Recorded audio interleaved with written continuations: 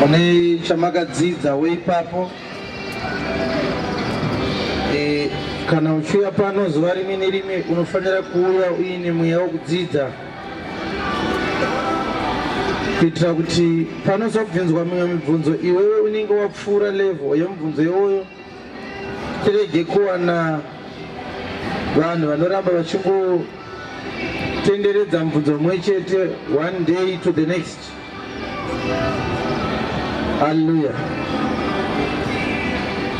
Ndiri kuda kuti ndione kuti what message could I share with you today. Nechinangwa chekuti tikuita sekunge nguva yatiri kuspenda tichiparidzirana ikuramba ichingoita diki by each day nekuwanda kwemharidzo dzinofanira kuti dzidzidzwe. However, and in book ya Luka chapter 11,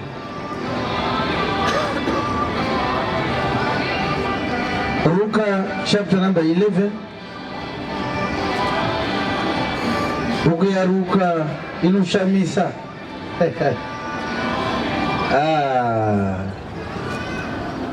Dirikushaya kuti ndoibata sei bhuku ya Luka chapter 11 because nyaya dziripo dzakati wandei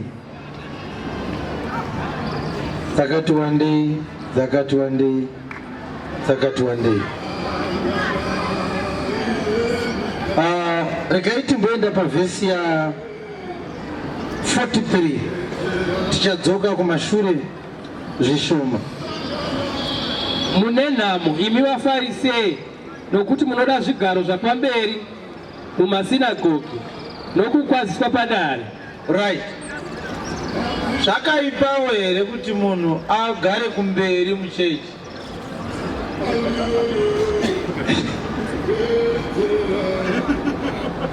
Rataka pavhesi 42 right.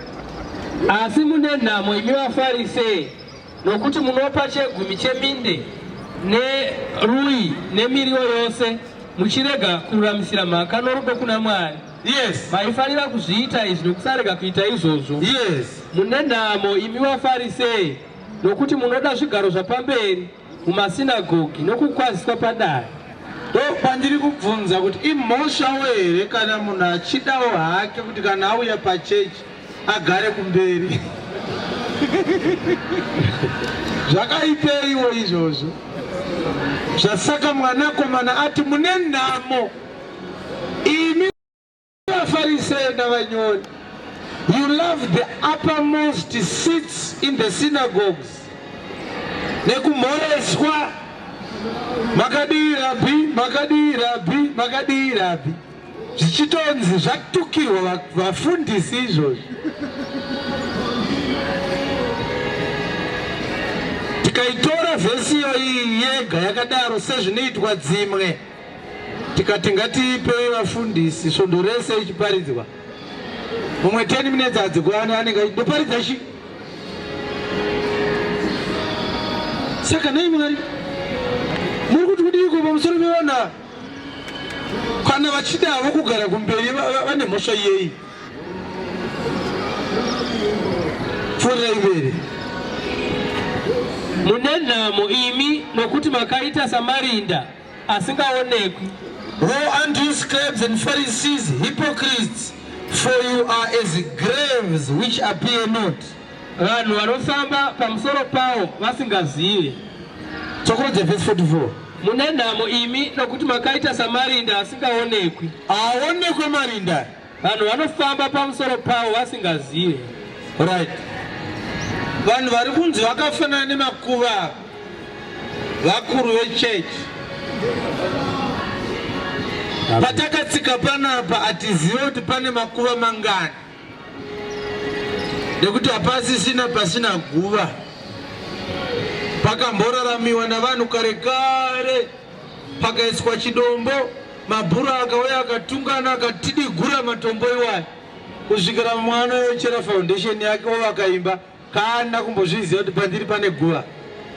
ndo zviri kunzi vakuru vechechi yaIsraeri ndo zvavakaita, makafanana nemarinda asingaonekwi. Vanhu vachitofamba pamusoro pavo so havasi kutomboziva kuti iguva ratakatsika. Kuri kufananidza vatungamiriri vesangano and a grave whose insignia has been removed. Amen. Mwari akatoti ngazvirekodwe ivhangeriyo aitoparidza mwana wangu, aiti kudi, aiti vaFarisi vanyengeri vakafanana nemakuva.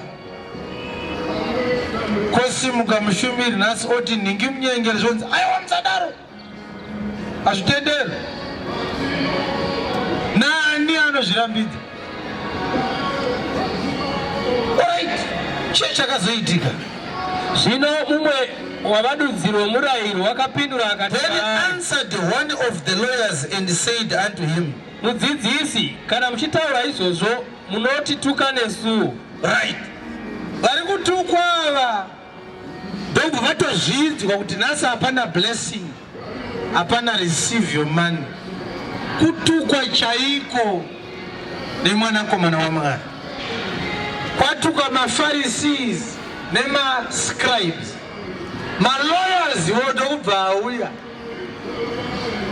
Tofunga vatingati malawyers izvezvi munhu waMwari, matheologians vane zvitupa zvetheology zvabva kuUniversity of Zimbabwe, AMFI, ndo vari kunzi vakauyawo vanzwa Jesu achituka vaFarisi nevanyori, zvikanzi nemagweta matheologians.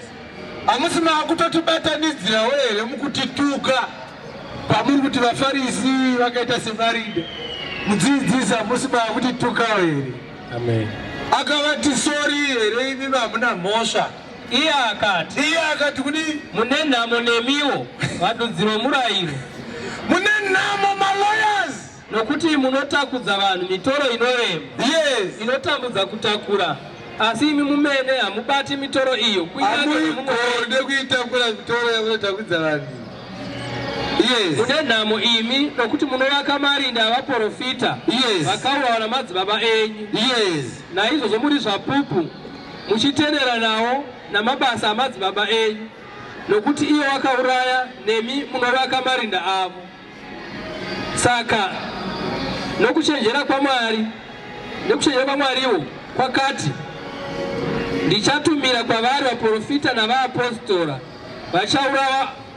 vachauraya vamwe vavo nokuvatambudza, kuti mhosva yeropa ravaprofita vose rakateurwa kubva pakuvambwa kwenyika itsvakwe parudzi urwu, kubva paropa raAbheri kusvikira paropa raZakaraya wakaurawa pakati pearitari imba yaMwari. Hongo, ndinoti kwamuri, mhosva ichatsvakwa parudzi urwu. Yes. Mune nhamo imi vadudziri vomurayiro! Woe unto you lawyers, nokuti makabvisa key yokuziva, for you have taken away the key of knowledge. Hamuna kupinda mumeni, you entered not in yourselves. Uye makadzivisa avo vakanga vachipinda. Yes, verse 53. Wakati achibvapo, vanyori navaFarisi vakatanga kumumanikidza kwazvo nokumubvunzisa pamusoro pezvimwe zvizhinji, vachimurindira kuti vamubate pashoko rinobuda mumuromo make. Saka tinoda kuti tidzidze zvishoma pamusoro pebhuku yaRuka chapter 11. Asi pane tatangira pakuona Jesu akaunganirwa navanhu. Vaungana kudaro aingotushuka ndomaparidziro aaita. Ninga anorasika, ninga ane nhamo, ninga akadai. Ndobva kwaita boka risina kunobonga zita ravo, malawyers vakanzwa Jesu achituka mascribes nemaFarisees, vakati ako isusuwo munotoona sei? Vakati ivivi futi mune nhamo imi, mitoro yemirero yamuri kutakudza vanhu ikukutu, asi imi moga hamungaitakure. Muri kuvaka marinda evaprofita vakaurayiwa nemadzibaba enyu. Mauvaka marinda iwayo matopupurawo kuti you are complicit in the martyrdom of the prophets. obva ati zvino kuchenjera kwaMwari kunoti vapostori navaprofita ndichavaisa maoko menyu mugovauraya, asi ropa revakafira ivhangeri kubvira kuna Abheri mwana waAdhamu kusvika kuna Zakaraya mwana waJehoyadha akaurayiwa pa2 Chronicles 24:20 nevamwe vese vakafa. Mhosva iyoyo ichatongerwa imi, kwete vakauraya Abheri oiwa. Zakaraya ari mwana womuprofita akatekwa namabwe pachechi akafa. Ukaiverenga nyaya Zakaraya uyu ari kurehwa, mhosva yake yakanga iri yekuti baba vake Jehoyadha vafa, nyika ndokubva yatanga kunamata zvifananidzo, ndokubva asimuka akati zvanzi naMwari, kana mukasatendeuka vatorwa vachauya vakakuitai vatapwa. Zvikanzi ndimamona haasi kuprofita prosperity yatiri kutsvaga, ari kuprofita shamhu yaMwari. Ngatimuurayei tigoona kuti chii chinoitika. They wanted him to prophesy that God was going to bless them, and yet Zechariah prophesied that God was angry against them. So they all conspired and pelted him with stones. And this is what Jesus is talking about. He is now saying the death of Zechariah is not going to be judged upon the very people who were alive, who participated in his murder at the time. But vanhu vachapomerwa mhaka yekufa kwaZakaraya, rudzi rwaIsraeri rwaramba kugamuchira shoko raMwari. Amen. Hallelujah. Amen. Alright, munhu waMwari, ndinoda kuti mudzokorodze mazwi iwaya tangira pavhisa 50. Yes. Kuti mhosva yeropa ravaprofita vose rakateurwa kubva pakuambwa kwenyika itsvakwe parudzi urwu, itsvagwe parudzi rwaIsraeri, parudzi rwuno rwatinarwo, kubva paropa raAbheri kusvikira paropa raZakaraya, vakaurayiwa pakati pearitari, mimba yaMwari chaivo. Hongu ndinoti kwamuri, mhosva ichatsvaka parudzi urwu. Right. Ina handizive vadikani kuti Ishe kana achitaura zviya, ndine dambudziko rizhinji rakakura kunyanyisisa nevashumiri. You see, chitendero chatinoti Christianity ichi ndakachidefine rimwe zuva zvichida wakanga usipo, asi regai ndichidefine zvakare ndakasimba. Ndozvita izvo ndakasimba. Chekutanga ndechekuti ina handisi muKristu. Amene iwewe ndisiri muKristu kudaro, I want to put my finger on this religion which is called Christianity. This word Christianity does not appear in the Bible. The word Christian appears first in the book of Acts chapter number 11. Lano varipa Antiochi ndo vakaona vadzidzi. Regai ndiverenge vhesi yacho, ndinoda kuti tinyatsonzwisisa panapa kuti nyaya yatiri kutaura iyi ndi Barnabas aitsvaga Pauro ka, and then departed Barnabas to Tarsus for to seek Saul, verse 25. And when he had found him, he brought him unto Antioch. And it came to pass that a whole year Barnabas and Paul, they assembled themselves with what? The church. And he taught much people. Listen to the last statement. And the disciples were called Christians first in Antioch. Vadzidzi vakatanga kunzi vaKristu kutanga pa Antioch. Yes. The disciples were first called Christians in Antioch. Akunyora ndiruka ndidokta ndichiremba ruka vakanyora mabasa vari kuti vari paAntiochi. Paulo uri kutsvagwa na Barnabasi paTarsus ndopaawanikwa. vasvika paAntioch vagara vese gore rimwe chete vachidzidzisa vanhu vachidzidzisa kereke yaMwari. Zvobva zvanzi naRuka vadzidzi vaJesu Kristu vakatumidzwa nevanhu zita rekunzi maKristu. Amen. Pamwe parinoapira pachapter 26 yamabasa avapostora. Verse 28 I would like to think so. Regai tione verse yacho. Hallelujah, hallelujah, hallelujah. Verse 28. Hazvina kunaka kuti ukoti zviripo bhaibheri tofanira toone kuti zviri pari pesera kutaura nganeva. Hallelujah, hallelujah. Amen. All right. Chapter 26 verse 28 yamabasa. Paulo akamira pamberi pamambo Agripa. Ndopaanoti iye mambo Agripa vanoti kuna Paulo, wava kutoda kunditendeutsa nenguva diki kaiwewe kundiita muKristu. Hallelujah. Amen. Paulo haana kuti hongu mambo Agripa tendeukai muve muKristu. Aiwa akapindura kuti kudii Paulo? Ndinonyengeterera kuna Mwari. Ndinonyengeterera kuna Mwari mambo Agripa. Kana nenguva duku. Kana nenguva diki mambo Agripa. Kana nehuru. Kana nenguva huru. Kuti musava imi moga. Kuti musava imi moga munotendeuka. Asi vose vanondinzwa nhasi. Vaitwe seni. Vaitwe sezvandiri. Asi vasina zvisungo izvi. Kwete kunze kwezvisungo izvi bedzi. Amen. Ndiriuzika? Amen. Haana kuti ndinoda kuti mutendeuke imi muve muKristu. Akati I want you to be as I am. Nekuti ana Paulo vaizvinzwisisa kuti izwire kuti Christian it's a nickname. Hallelujah. Yes. Amen. Ndiri kuziva here?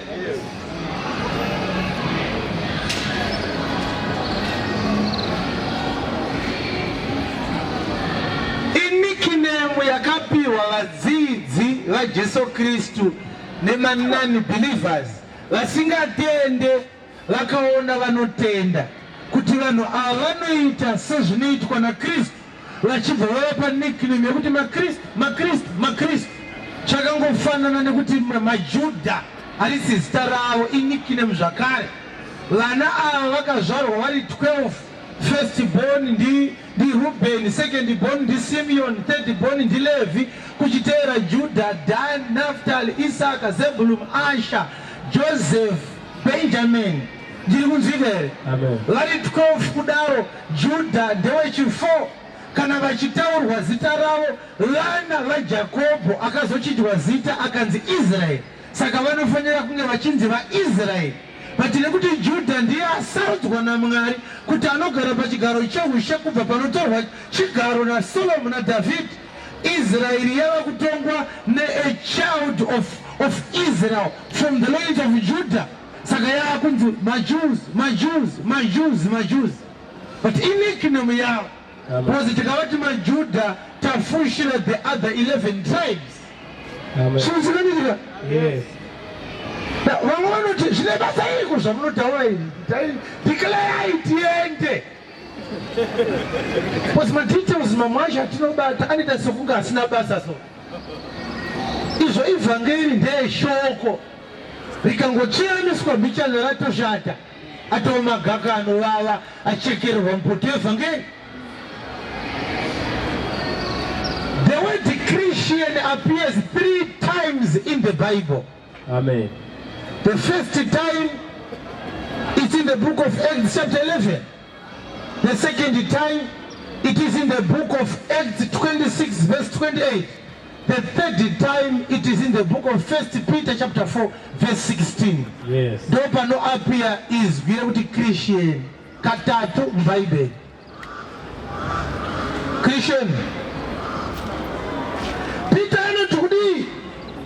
But let none of you suffer as a murderer or as a thief or as an evildoer or as a busybody in other men's matters. Yet if any man suffer as a Christian, let him not be ashamed, but let him glorify God on this behalf. If any man suffer as a Christian, Peter arutsanangurira la hedeni la kunzwisisa zita ravakapiwa vachinzi no, imimi munoita saKristu muri maKristu. Peter ari kuudza vanhu achishandisa zita ravakapiwa navanhu. Imi kana mukatambudzwa samaKristu, farai nazvo nekuti mune mubayiro wamuchawana nezuva raanodzoka. He is describing persecution iri kuitwa pass through vatendi vadzidzi vaKristu navanhu. Vanhu vakavaona vanoti vanhu vamaKristu, and then they persecute them as Christians. Amen. And now Peter is saying, if you suffer as Christians, nezita iroro rekunzi maKristu. Nguva yakarwiwa hondo yerusununguko tinozviziva kuti vanhu vedu vanofanira kunge vainzi ma-freedom fighters, but vakatumidzwa zita rekunzi magandanga. Iye zvinezvo ukaitarisa nyaya yacho unotoona kuti ana Eliot Manyika vakanga vakutoimba vachibviri magandanga, but mazuva yakava nickname iyoyo yanga isina kunaka. Amen. Yaiurayisa kuti unzi uri gandanga. Amen. Because essentially gandanga means a trouble. It was a name yakashandiswa net the enemy to tarnish the image of the freedom fighters, so that the people will not identify with them, so that they will lose popularity with the general populace. Are you hearing me? Yes. Saka iye zvinezvi munhu andiri gandanga. But endanochera izive kuti gandanga harina kuuya rakanaka. Yes.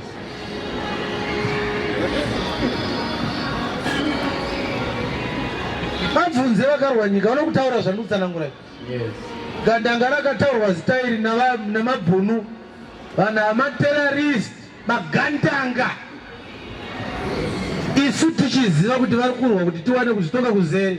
Muvenga asoda kuti tibude maoko make aramba achida kuti janyirira ndiye hako vati magandanga. Iyo vaitozviziva kuti tiri macomrades. Vanga vasingambodedza kuti gandanga wepano zoti comrade wepano. But iye zvinezvi vanhu vasiya kudedza, takapiwa identity naMwari. We are children of God. Amen. Are you hearing this? Yes. We are what? Children of God. To them that received him gave him power to become sons of God. Yes. We are disciples to Jesus Christ. Who are we? Disciples. Tiri vadzidzi vake. Above all, we are brethren in Christ. Are you hearing me? Amen. Unonzwa shoko richiti kuvatsvene. Right.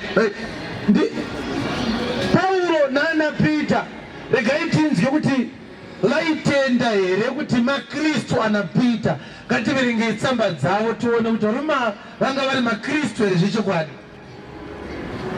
Nyaya yataverenga iyi yaverengwa mavhesi matatu, Acts 11, Acts 26, 1 Peter 4:16.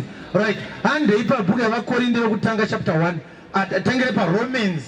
Tinzwe kuti tsamba yainyorwa naPauro yainyorerwa maKristu ari paRome here. Yes.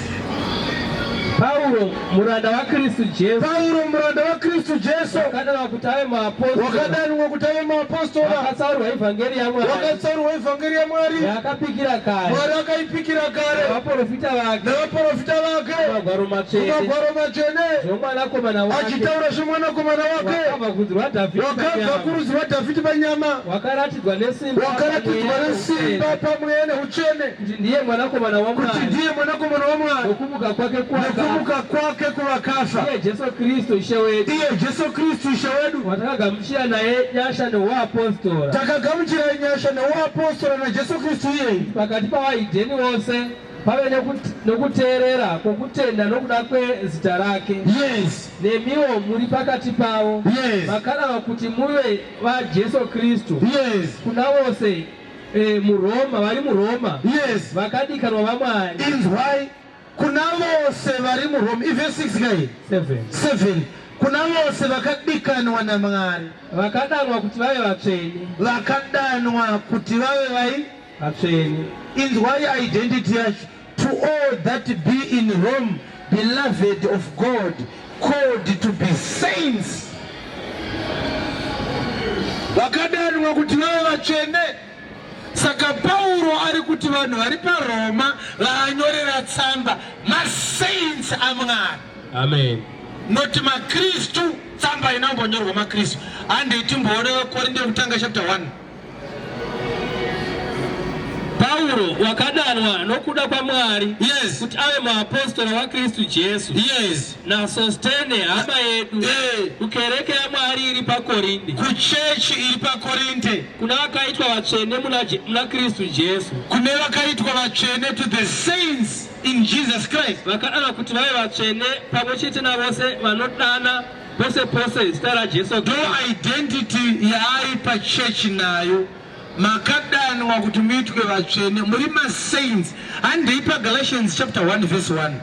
Paulo muapostora usina kubva kuvanhu, yes, kana kutumwa nomunhu, yes, asina Jesu Kristu, yes, naMwari Baba, yes, vakamumutsa kuvakafa, yes, nehama dzose dziri kwandiri, yes, kukereke dzeGaratia, kukereke dzeGaratia. Nyasha norugare ngazvive nemi zvinobva kuna Mwari Baba vedu naShe Jesu Kristu, yes, wakazvipa nokuda kwezvivi zvedu. Hatingaipedze Colossians chapter 1 verse 1. Toda kuvereka masalutations iwayo tinzwisise kuti kereke iyi vaapostора vaipa zita ripi, vanotenda vainzi maKristu here naana Paulo.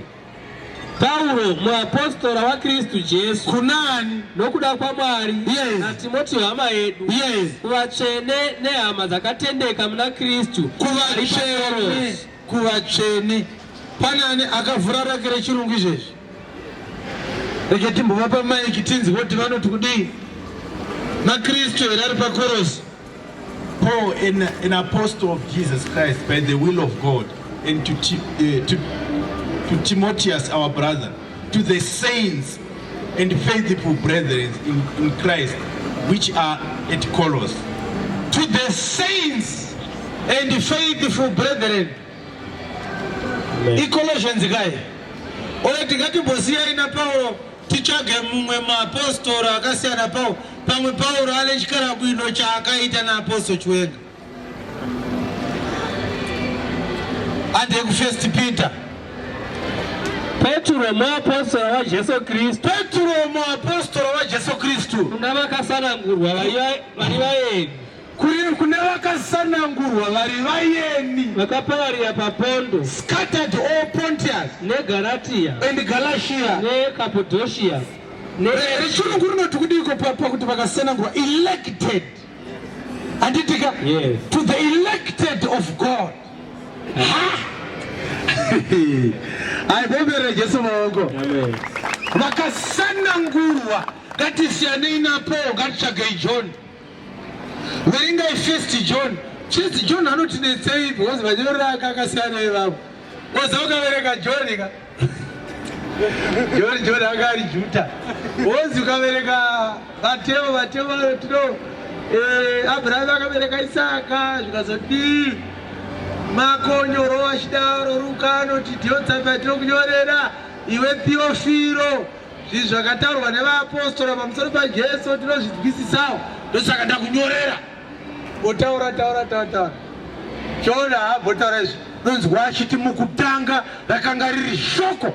Amen. Yes. That is how he starts. In the beginning was the word. Amen. Theophilus kuda sei kwacho. Orthography beds yemanyorero avo. Unoona kusiyana kwavo kuti John pakukutu. Amen. He had no time to joke. Aiona kuti paanonzairira pachipfuva chake pari pekutamba here. Panotori nenguva dzavaida kubvunza varume ava Jesu kuti zviri kufamba sei, votomutya vodeedza John tokumbira kukona kusei. Tonosimuka pachipfuva wedu vanai tine mubvunzo kandi munowirirana. Kubvunzei kuti nyaya yataura inorevei. Jesu aitosara achizoti hapana, vatora mukomana wangu varenyaya varida kubvunza, achauya oitaura. John, 1 John chapter 1 verse 1. Izvo zvakanga zviripo, izvo zvakaita dzinonetsa nyaya dzacho hasi dzekutava nadzo. endai kuchapter yekupedzisira ya First John iyoyo. Tidzi kuti anomhoresa vanhu sei John. John panonetsa. Yes. First John chapter 5 verse 21. Little children, keep yourselves from idols.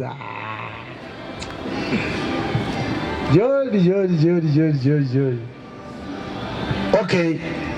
Pa book ya Second John. Pa book ya Second John. Anonyora the elder and the elect lady and the children. Third John. Anonyora the elder unto the well beloved. And pa 3 John verse 1.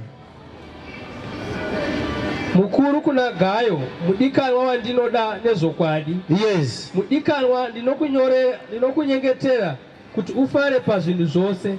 Masuta.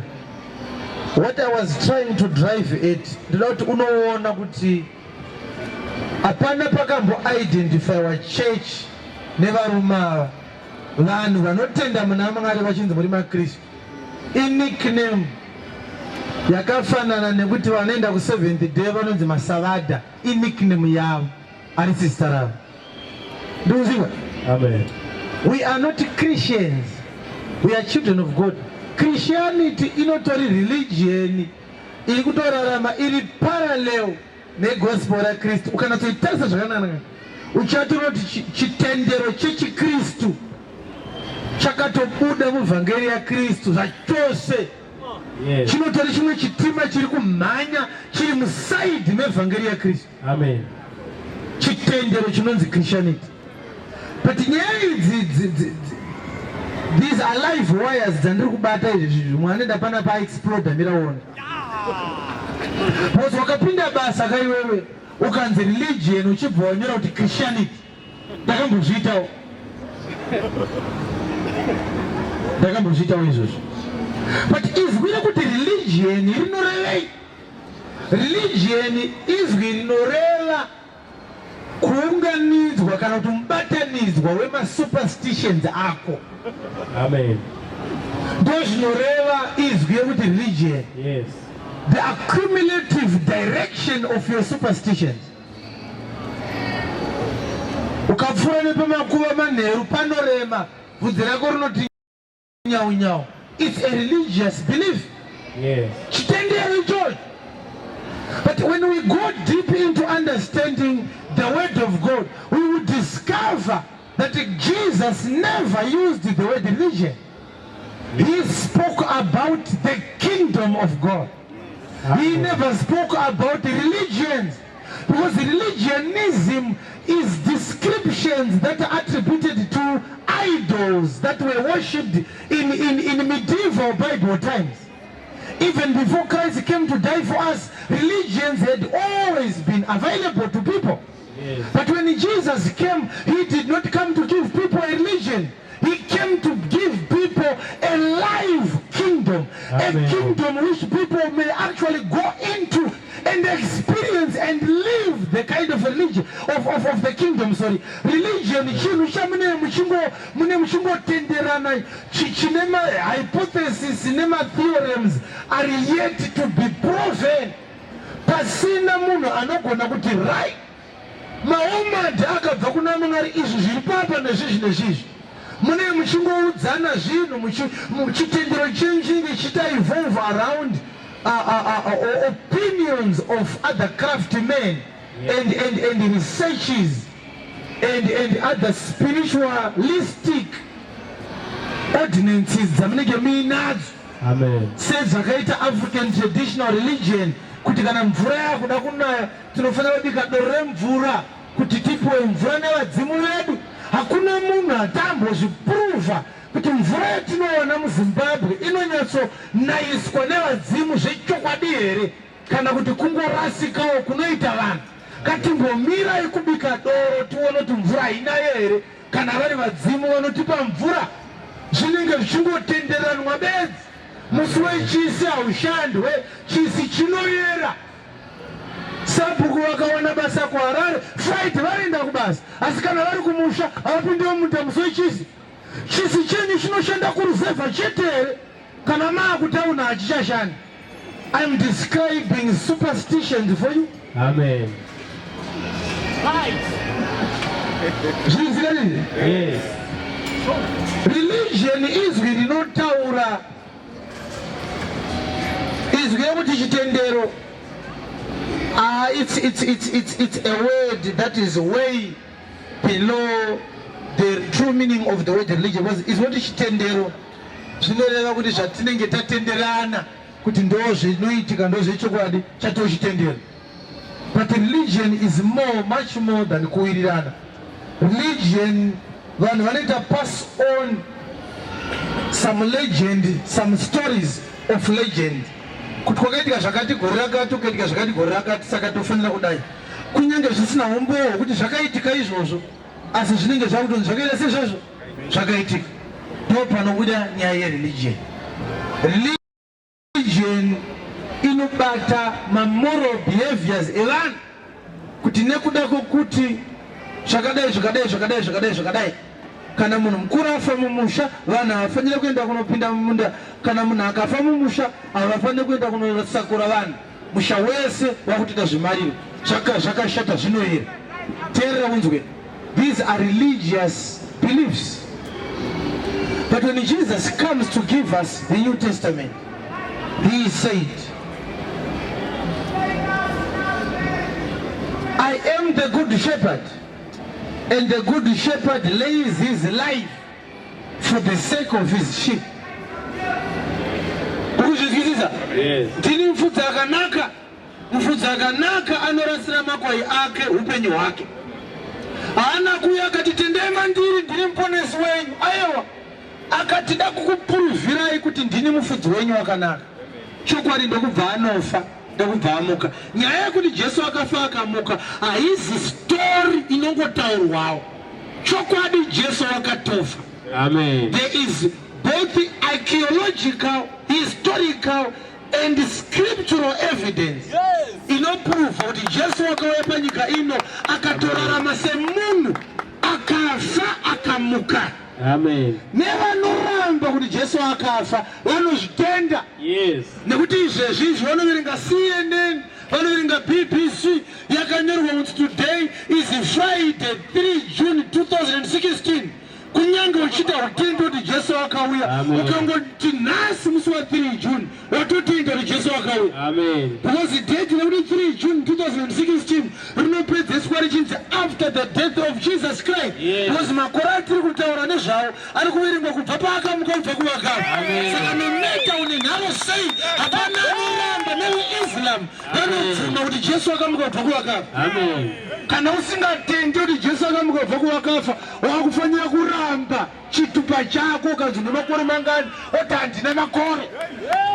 Ukangoti ndine 20 wakutofanira kudzawo date of birth.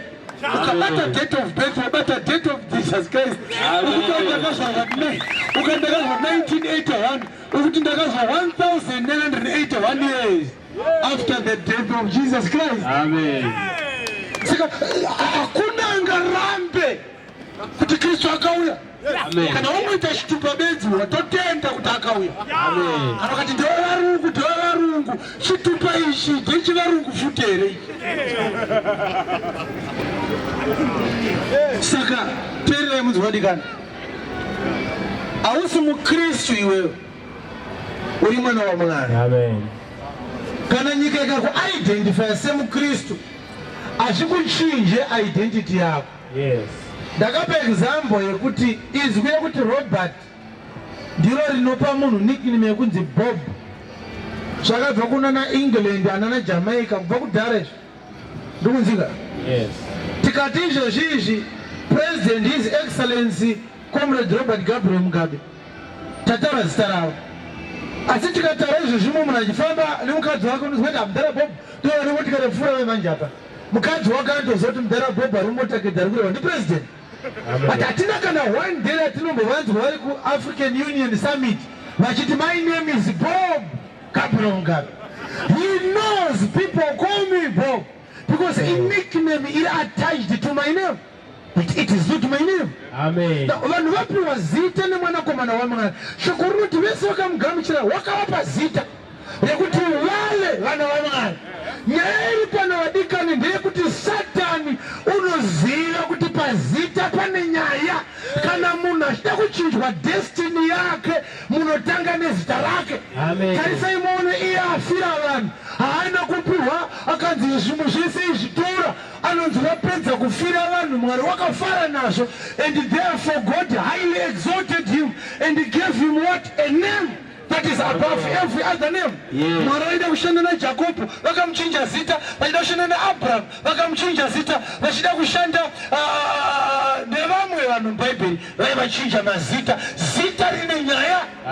Jesu watisiya atiita vana vaMwari, vadzidzi vake, vatsvene vake, vasanangurwa vake, vagoverani pamwe chete naye panhaka yekururama. Vedu vaAntioki vakati aiwa muri maKristu. Identity yedu yafushirwa. Munhu wese akuti ndiri muKristu, ndiri muKristu, ndiri muKristu, ndiri muKristu. Inini handisi muKristu, amene iweyo.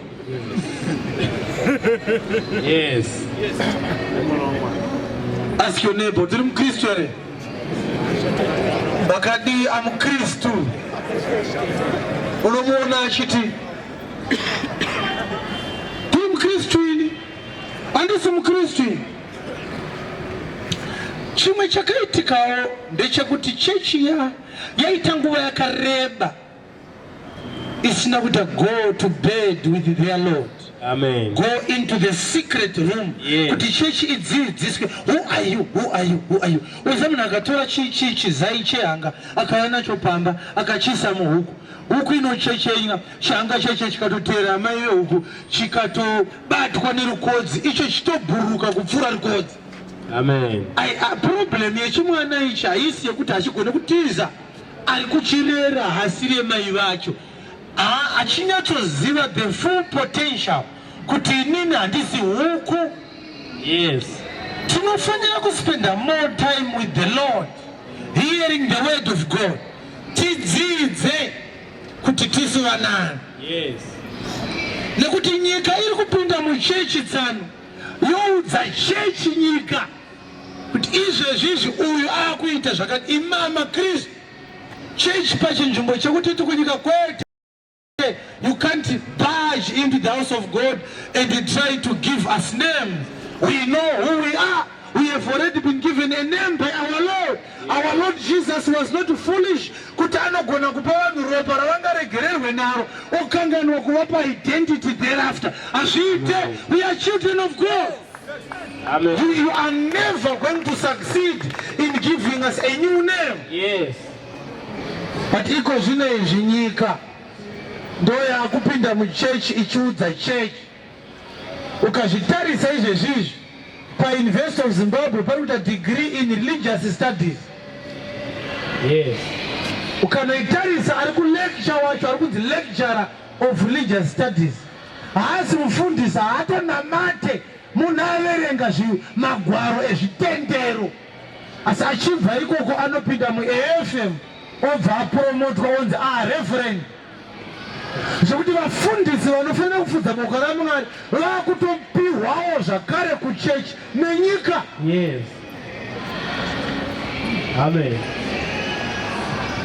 Nyika ndo yaakupa chechi vafundisi. Okay, ngatimbomire takadaro. Ngatimboende panyaya yemuchato chaiwo. Ombera Kristu muoko ndoibata ndakasimba. Ngatitarise muchato, wedding. MuBhaibheri umu, Bhaibheri handinaro, Mwari haana kumbodefine kuti munhu anzi ava mukadzi wako unofanira kunge waita sei. Mwari zvaakaita akaisa demonstration yekuti kana munhu achida mukadzi anofanira kuti abhadhare kuvabereki vemudzimai wake. Ende Mwari wakasiya nyaya yacho iri pasystem dzekugara kwavanhu kuti mukurarama kwenyu imo mumastandards amakaseterana kubva kare kuti kana muchiroora munopa mukadzi sei ndova munoteedzerewa. He did not come into imposing kuti vanomalawi kubva izvezvi maakuita zvakati kuti muconsidwe kuti maroora. Saka uchiona kuti there are societies where I remember I witnessed kuroora kwemumwe murume akauya nemari yeroora achida kuroora ndobva atizva vati ina nditapire pfuma ndinobva kuMalawi. Patsika yedu yechiValawi unongoya negrosari beds totodya totopembera watoroora wototana mukadzi wako. Uyu akati zvino inini handitendewo kugara nemwana wenyu kana ndisina kubvisa mari. Vakati kana waramba izvi chitoenda unoroora mumwe wakaroora, haungatiudze zvekuita nemwana wedu. Tsika yedu hatibvumidzwe kuchaja munhu kuti aroore mwana wedu. Pane anoziva boka revanhu vakadaro kuMalawi? Amen. Avo ndiriziva. Muri mumwe wacho ka? Yes. Ndandiri mudiki ndandiri grade 7 ndakaenda ndakagumbuka kuti murume anokwana aramba mari. Izvo akakwana. Amen. Ndotsika yavo.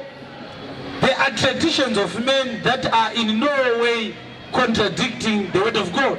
Yes. And those traditions should go forward. But there are other traditions which contradict the word of God. Yes. Zvakafanana kuti muBhaibheri hamuna kunyorwa nyaya yekubata maoko. Saka vanhu vakafa tingatadzire kubata maoko tichita pana pazvakanyorwa. That would be foolishness. Yes. Saka uchanoona kuti muno muZimbabwe muno mairoorwa nenzira 4. Munhu aitizira kana kutiziswa kana musengabere. Yes. Kana kutema ugariri. 5 kana kunoperekwa chaiko kokuti mukwasha anouya obvisa zvinhu zvake oenda kumba kwavo vatete votsiga tswanda yeupfu nejongwe tande kumurume wosvika woti takuigira murume pedyo zvinoitwa. Ukaitarisa system iyoyo murume aiuya pamwe nemombe pamwe nezviyo pamwe nebadza aichaira. I remember sekuru vangu vasanhanga vainditi baba wavo vaudza kuti baba wavo pavakanorora vakaenda nechange. Things have changed but values must not change. Yes. Are you hearing me? Amen. Value yekuti munhu kana achigara nemwana wevaridzi muno muZimbabwe anofanira kupiwa mvumo nevabereki vake nekuroora nekubvisa roora nekubvisa lobola nekubvisa dauri nekubvisa price. Value iyoyo kunyange zvinhu zvikachinja sei haifa yakabviswa. Yes. Dynamism yatinayo ingaichinje pakuti chaakubviswa harisisiri badza ama $US kana makwadhiriyoni mabhiera check but value yekuroora haichinje. Amen. Ndinzika? Yes. But iko zvinezvi unoona kuti Africa has always been a crybaby in the things to do with the development of this world as a whole. What it does, Africa, is she receives all the bullying systems that are cascading down from Europe. Yes. Africa receives, she doesn't have a choice. Why? Because she is in hunger, she is impoverished, and she is suffering from maladministration. Amen. Saka system ye Marriage Act 511 haisiye muno yakaimportwa from England. Yes. Ndiko kunoitwa zvewedding yewaiti gown. Ukaitsvaga zvakanaka kuti gown rewaiti rakapfekwa sei. Mumwe mukadzi waPrince Ningi aida kuroorwa akangonzi nevanhu vake kuti muchato wako uite zvakanaka pfeka dhirezi rewaiti. Ndobva raakutopfekwa dhirezi rewaiti. Traditionally white gown raipfekwa nemunhu kana aonekwa kuti she's a virgin. Raitoti kana usiri virgin unopfeka repink kana kuti reember. Vanga vasingadi kuti upfeke rewaiti kana usiri virgin. Amen. But Africa is very kungorova zvakadaro zvisingachekwi kuti zvinoitika sei. Amen. Kusvikira pakuti nhasi tine chechi inoti hatikutendere kuti uye mudhikoni kana usina kuchata. Amen. Izvo muchato haunei naMwari. Yes. Munhu kana akaroora akapiwa mvumo yekugara nemudzimai wake nevabereki vemudzimai wake, apiwa mukadzi nevabereki vake, atoroora pamberi paMwari, that is acceptable. Why? Because ndotsika yedu takazvitenderwa izvozvo naMwari. Amen. Iye zvinezvi makabatira chirungu padenga, onai upenzi hwatakaita. Tatora 511 takabatisa 507 futi yebarika kuvarungu hakuti kwebarikawo. Amen. Uri kuona unyengero hwakaita. Amen. neappetite yekuda kuita vakadzi vakawanda, vakaona kuti mutemo wevarungu wakaipa. Ukaita mukadzi 1, ukaita girlfriend, mukadzi wako anosuwa girlfriend kucourt. Amen. Harassed me in my marriage 30,000. Vakati munogona kuchata imwe yacho. Kwa mtare kune mungane muchato nevakadzi 12. Vese vane muchato. Uripo muchato wakadaro. Amen. Ukuti unogona hako kuita vakadzi vakawanda. Yes.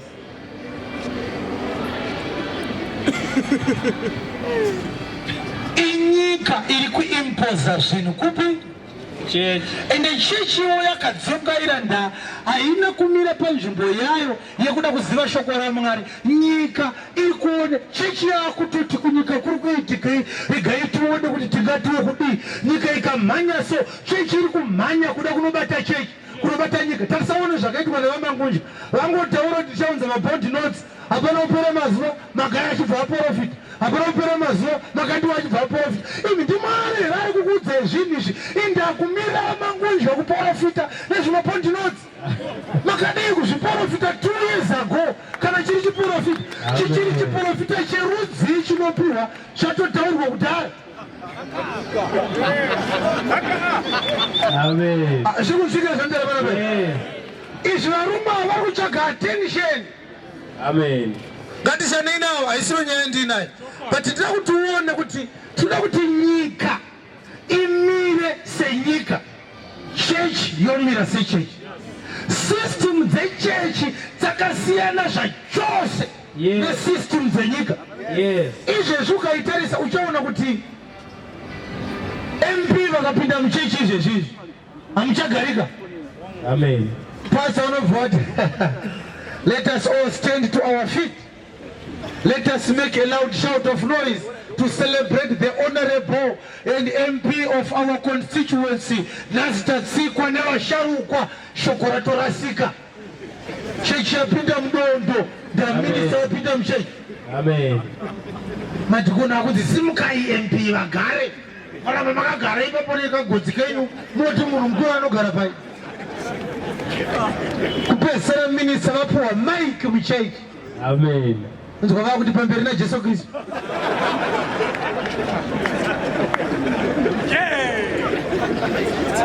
Amen.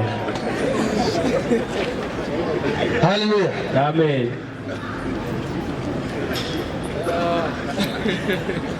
Mukastada ancient Rome, munoona kuti there is an emperor, anofanira kunge ari Emperor Nero. Emperor Nero weRome akonana the priest of the churches that were there by that time. The priest anga aripo, he declared that for 3 weeks uchangochirara panze in winter, or else I will simply declare that you are no longer the emperor and will put somebody else. Emperor akateerera decree yapuwa nemukuru wechechi. But tinoona kuti the system yepriest uyu yanga ine power. Kusvikira izvezvi, most of you do not know the most powerful person under the sun is not Obama. Yes. The Francis. Amen. Pope Francis. Yes. He is the most powerful person under the sun right now. Yes.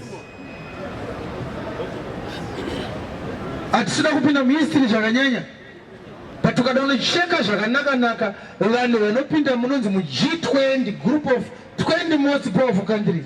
Hakuna munhu anoratify kunzi akutonga France. Pope vasina kusaina kuti ndomuda ngaapinzwe ipapo. Kuma primary chaiko varike vatomuti handimude achibva atobviswa zvachose. Amen. But chechi yavo yavainayo ishrine ioccult. Yes. Pope Francis. Yeah. It is an occult. Yes. yaMwari chaiyo chechi yaKristu.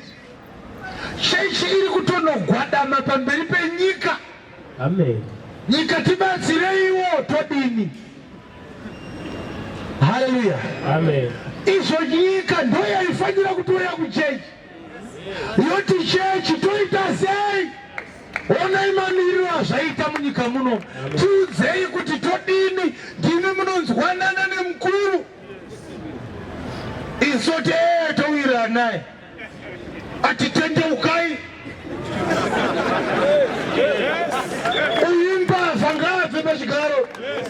Amen. Kana muri kuda kuita zvinodiwa naMwari. Chinofamba sei kuti pastor anodedzwa nemusangano kuti auye kuzonyengetera parali?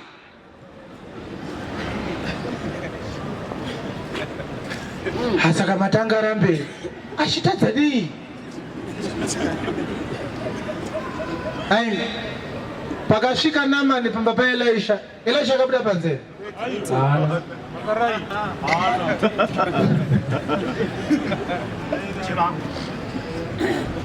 Alright, wabva mukudedzwa kuti unonyengetera parali yeZANU-PF.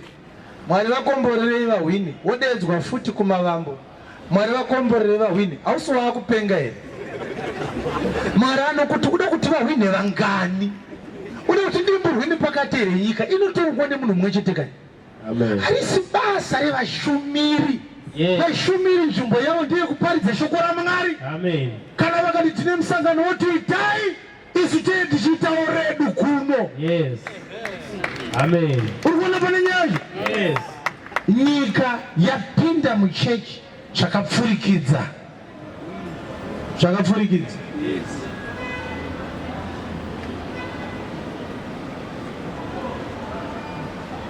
Chechi yacho yakarara zvayo. Zvindikanzi vakuru vada kukuona, handichatoparidzei ndakutoti handokuona ndadaidzwa nevakuru vapi. Imirika ichibhoverenga bhaibheri kai. Amen. Kuti munhu waMwari nemukuru wenyika, mukuru ndiani? Tutari pasaidi pako kuti unofunga kuti kudini nyaya iyi. Munhu waMwari nemutungamiriri wenyika, mukuru ndiani according to the scriptures?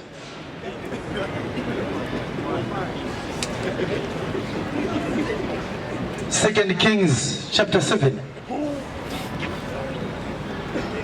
Murikuverenga verse 8. Yeah, verse 8. Verenga verse 8 tinzwe.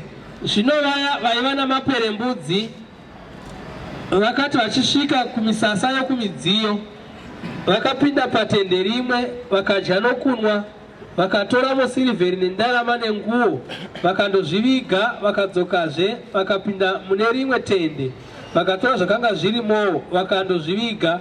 Ipapo vakataurirana vakati, hatiti zvakanaka. Verenga chapter 8, sorry, 2 Kings chapter 8 verse 7. Chapter 8 verse 7. Toda kuziva kuti munhu waMwari nemukuru wenyika, mukuru ndiani? Zvino Elisha wakasvika Damasco. Elisha the man of God akapinda muDamascus. Ben-Hadad mambo weSiria wakanga achirwara. Ben-Hadad president of Syria was sick. Akaudzwa zvichinzi. Ndokubva Ben-Hadad audzwa zvichinzi kuti munhu waMwari wasvika pano. Munhu waMwari, kwete Mwari, munhu waMwari asvika pano. Ari muarea muno. Ipapo aigonongoti vakoma vesekitende munokatora kanoramba sei mukaise pamberi pangu. Elisha anga ine mhanza tataratata ukudiwa ukuhadhei. Ben-Hadad haana kuti ndee muno mukwekweretsa muye naye, akati kudii? Ipapo mambo akati kuna Hazaeri. Mambo ndokubva ataura naminister of state Hazael, tora chipo muruoko rwako, takura offering shamari, unosangana nemunhu waMwari, unosangana naye wherever he is going. Don't stop his journey. Sangana naye ari parwendo rwake. Ukada kumumirisa watovhirikidza zvinhu. ubvunze Ishe naye, ubvunze Mwari naye, uti ndichapora pakurwara uku. umuti wewe unowirirana naMwari. Bvunza Mwari kuti ndichararama here pakurwara kwangu. Naizvozvo Hazaeri akandosangana naye. Ndokubva Hazaeri asangana naElisha munhu waMwari, akaenda nechipo zvose zvakanga zvakanaka paDhamasiko, akatakura zvipo zvezvese zvanga zvakanaka paDhamascus. mutoro wakaringana mangamera ana 40. Ndopandaitaurawo kuti bhaibheri rakaoma. Hanzi 40 camels burden. Mubvunzo mumwe chete, ndiri kurwara, ndinopona here? Takura chipo. Ben-Hadad akabopa ngamera 40.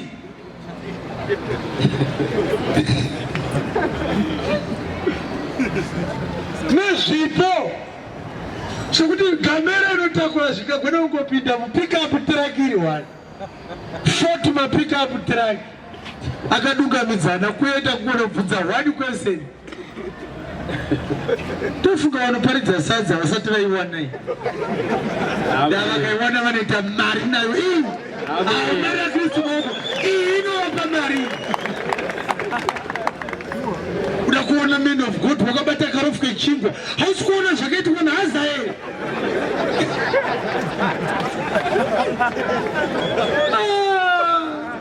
tofuka vasati vaiwana tavaona musavano iwana tinorohwa tikaita vasipeti kana yenye kurohwa mari yakanaka zvisika iyi rakadaita mari nayo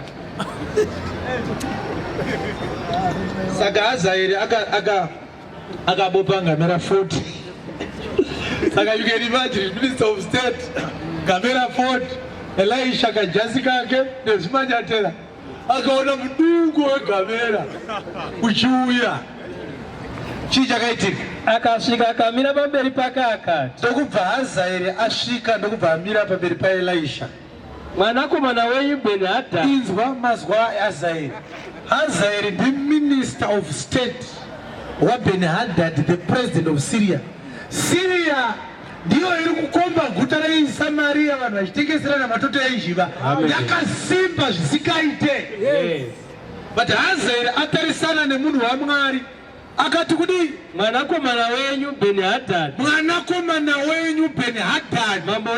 mambo weSiria wakanditumira kwamuri ari kurwara haovere Kristu maoko amen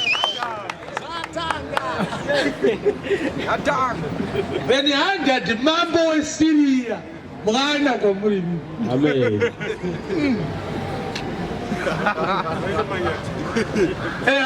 ngatiomberere maoko Hazaeri vanyaterake vatyarizive kuti rakagezwa rini zvikatipana wetu kukuva yake zvekuti dai chechi yakanga ichiziva zvandiri kutaura izvi we would not have allowed the world to bully the church like it is doing nowadays. amen How does it happen kuti church iri kuda stand inobhadhara corruption bribe kukanzuru kuti iwane church iye zvinezvi vari mumaministry achangotanga munozvinzwisa zvandikutaura kuti machurch stands haasi kuwanika nekuda kweZayoja FM.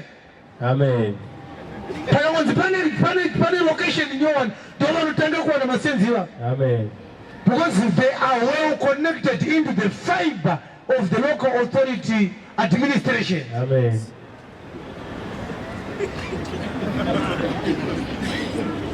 avo vakatondiudza akati muri kutsvaga stand kungoti mimi munonetsa vamwe vanouya panapa nekaenvelope kavo inonzi brown envelope ka 10,000 pa otonzi stand yaapprove bas pa 10,000 ipapo inodividwa 5,000 ninda kuvakuru vakuru 5 inogovanwa 500 munhu wese anosaina ipapo neanogutsurira musoro wake kusvikira zvanzi zvatira sei stand maiwana. Church iri kubhadhara bribe kuti iwane stand kunyika.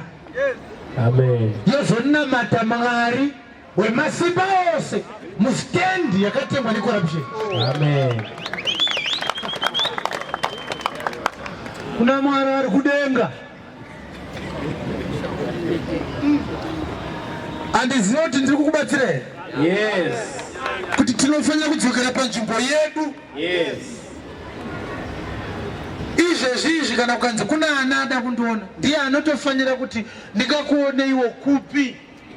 amen kwete kuti ndimhanye kuti Mwari ndipewo nyasha ndionane naningi. Anotoda nyasha pauviri hwedu ndiye anotoda nyasha dzekuti aonane neni. amen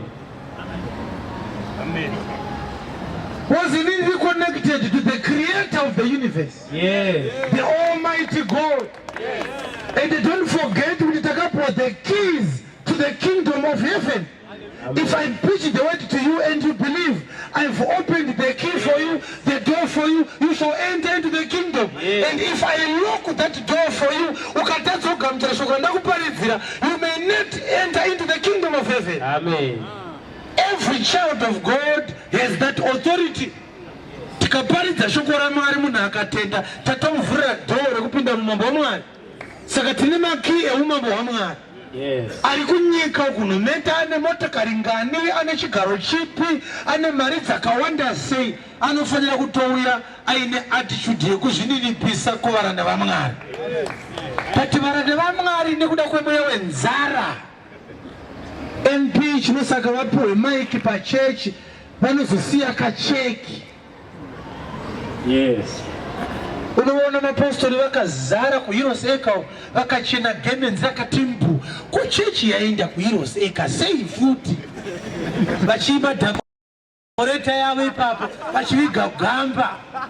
Kunoviga gamba hazvidi chechi, zvinongoda munhu wese, mwana wevhu wemuZimbabwe tikarasikirwa negamba tinofanira kuenda kunoriga. But not in the capacity of the church. Makagara muchiombera mumwe munhu achitukwa ikoko nenyaya dzamusingazive kuti ndedzei. Tavari kutukirana, makutombera ichechi iyo. Munonyadzisa iri. Isu takavigwa naye MP rimwe zuva muchechi akatoenda akaita mistake yekuti akauya ne-t-shirt yemusangano. Ndandine youth service time iyoyo last year akauya akagara tikaita youth service kunga asimo kana kumbeketa muona shashakati kwakwa ndichibveni ndobva ndazotsvaga anozivana naye ndikamutendei muno kuti musazviite futi inde uchidaro iwewe kuda kuuya ne-t-shirt yemusangano yemimba yaMwari imbe ichechi yemusangano iri kwavanhu vasingatsigire musangano wenyu wandinoparidzira vakakuona vachakuita sei? Isusu seimba yaMwari tinofanira kuparidzira vanhu vakasikwa naMwari kaizvo. Hatineimba kuti unosapota chiya asi bafere chechiro. Itire politics dzenyu ikoko. When you come to the house of God, you come as a child of God. That's what we do as ministers of the gospel. Are you hearing this? But amusukuzvione kuti tane vafundisi vakutodeclare kuti ndinosapota bato rakati. The level of foolishness is becoming calibrated.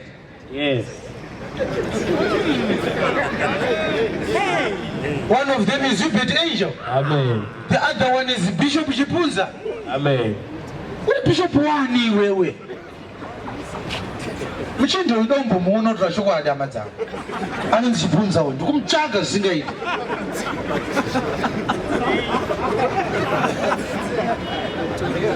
Was high.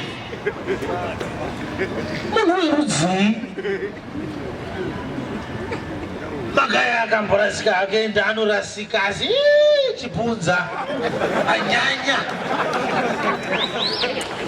Kuti vanhu vari kunyanya kurasika vakabva kuAFM handizivi kuti chii chiri kuitika. Chipunza aipa vanhu shamu kuti rova idhimoni pakati peusiku neshamu. Mukadzi mukuru kumbuka pakati 12 midnight mukuru vanhu hanzi ndikurova dhimoni. Imi ndichakukakaritsa here dzevanhu vemuZimbabwe muno. Shoko richitatirwe nenyama neropa. Over the weapons of this warfare are not carnal. They are spiritual to the pulling down of strongholds. Ima yakubata mbariro kurova dhimoni.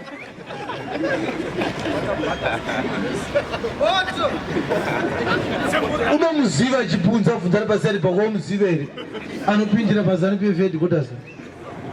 Izvozvo zvega zvinongokutora kuti ibenzi.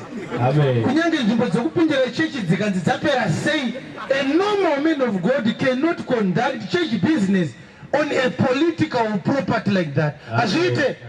Hazvina chimiro izvo. Aifanira kutopinda muheadquarters imomo wakabata bhaibheri oti haleluya ndauya kuzoparidza Jesu obuda wenda. Unopa vanhu shamu dzekurova madhimoni, unorwara here?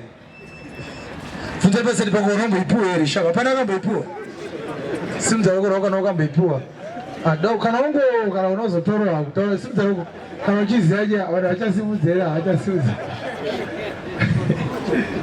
Chipunza mupengo full time. Ane doctrine yekuti kana iwewe usiri kuita mari midzimu yako yakabata mari inobuda muchechi midzimu yotaurwa nayo naBishop. ekwamutendesano mwandini Bishop Chipunza chiregai mwana aende kunoita mari dzimiodero tazvinzwa muzukuru Bishop muchechi ndiye akaintroduce a long life offering $50. Yes. Kada kurarama more than 100 visa 50 undipi ndakasanga nekamka pastor pasera and of God is chap shika mawa ikati waya chiko zvanzi 100 ikati 100 chi zvanzi 100 ye ikati dzei zvanzi kurarama kati oh inda wada zvanzi ate takatono see days powerful men of God Bishop Chipunza kada 100 zvanzi ikati do stochitei sanda natsoronga zvangu gore iroro raakaitisa vanhu izvozvo ndo rakafa mukadzi wake Chipunza. Amen. Kubvunzo wangu ndoti wake mukadzi anga asina here kubvisa long life offering akakangana pondari panga iri rinobaya zvisingaite asi ndo zvatinoita kana munhu aine mota anopuwa mugotonzi ruma. Yeah. Nekuti kuti unatsonzi wapora pane pain inouya kuita seiri kuwedzera pain yawinayo kare. Amen. Izvoda kupedza pain yawagara nayo mazuva mazhinji. Amen. Mune hurwa wakapinda mauru watinofanira kusvina ubude. Yes. Zvigure vanhu ava havana kubva kuna Mwari. Amen. Yes. Chechi ngaidzokere panzvimbo yayo painoproclaima the gospel with boldness. Kana nyika ikati hatikupei pekunamatira ngaigare napo. Yes. After all chechi vanhu haisi nzvimbo. Amen. Hallelujah, hallelujah. Amen. Yakasiyana muJerusarema akaenzi totofamba kupinda patemberi. Zvino Jesu akati vanhu mazana unamatira panzvimbo inonzi P.O. Box mumwe nemuzvokwadi. Ndo venue yayo.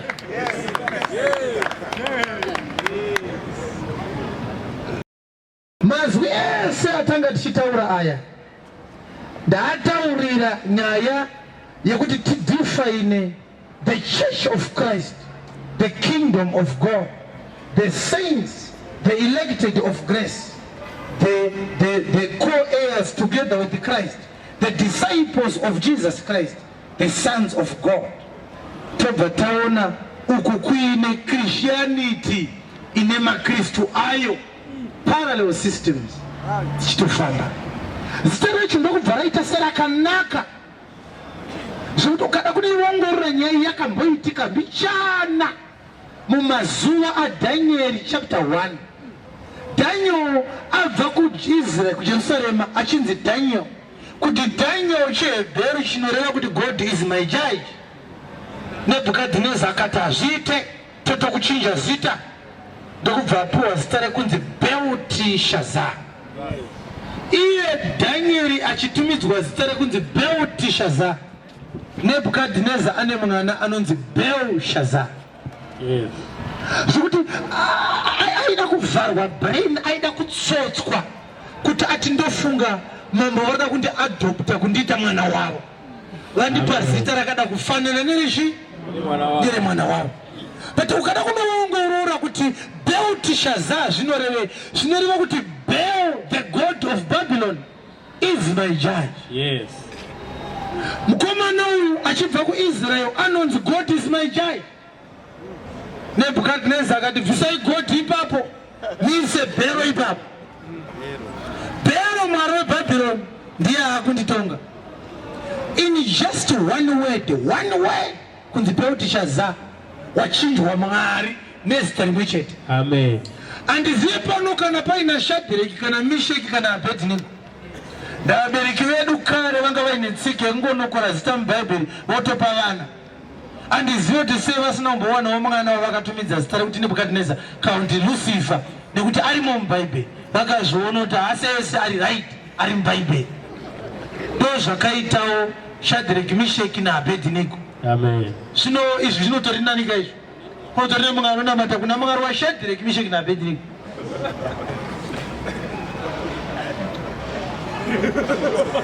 Vakomana ava mazita avo ndiAzaria, Mishairi naHananaya. Yes. Shadhireki zvinoreva kuti who is what aku is. Aku is the god of Babylon. Amen. Meshach rinoreva kuti may Baal protect his own. Abednego, servant to Aku. Ulimuranda wa Aku ka unonza Abednego iwe. Amen. Aangotumidzwa vana mazita nekuti ari muBhaibheri. Munototsvaga kuti anoreve. Kutumidza mwana zita kuti Moses chaifo kwakashata. Moses is not a good name. Ask your neighbor, unozviziva here? Koma Mozi. Wakashatei Moses ndiye munhu akaburitsa vanhu kuIjipita. Mistake yako ndekuti auziva gwaro unobva hanya. Moses izita rinodedicata mukomana uyu to the gods of the Nile River. Vaingaitinzwe kuti Moses achitumidzwa zita pachapter 2 Exodus nemukunda waFaro yanga iri nyaya yei? Verse 10. Verse 10, yes. Mwana akakura akandomisa kumukunda waFarao, akava mwanakomana wake, akamutumidza zita rinonzi Moses. Akamutumidza mukunda waFaro ndiye akamutumidza zita rekuti Moses. Akati, nokuti ndamunyurura mumvura. Uyo akanyururwa mumvura ndozvo zvinoreva. Mwari achiunza maplagues aye azosaka Faro aregedze vaIsraeri vaende, pazouya plague yekufa kwamatangwe. Akamboisa plague yekuti mvura yese yakachinja ikaita ropa. The reason why God turned all the waters into blood, he was fighting against the river gods, because they worshipped the sun god, Osiris the river god, and Oman the wind god, among a host of other gods. Matachika akajamba ayaye mashure mamuza aita zvaakaita paina matwa chidzetse chachakavezwa chakadaizwa. Amen. Vanachifugamira. Amen. Ndokusaka Moses asina kusvika kuKenani vaitanga nekumuchinja zita. Yes. Amen. Alright. Izvezvi munhu akatumidza mwana wake musikana zita rekuti Esther. Ariite futi Esther chiPezhia zita rake anonzi Hadasa. Solomon chaiye arisi zita rake anonzi Jedediah. Gideon anonzi Jerubbaal. Yes.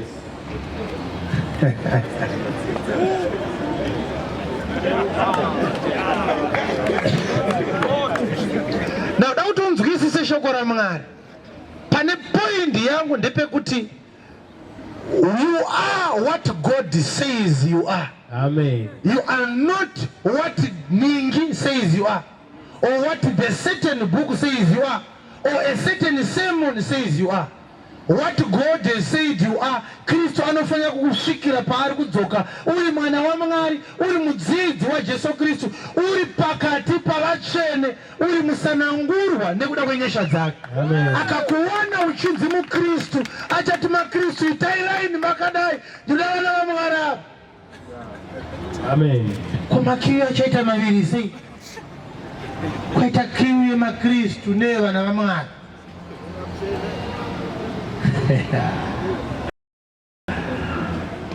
Ataura zvokuti vanhu akatoti kana vanhu vaida kuva vadzidzi vangu ngavazvirambe vatakure michinjwa yavo, vavenge hama dzavo nehanzvadzi dzavo nemadzimai avo nevanhu.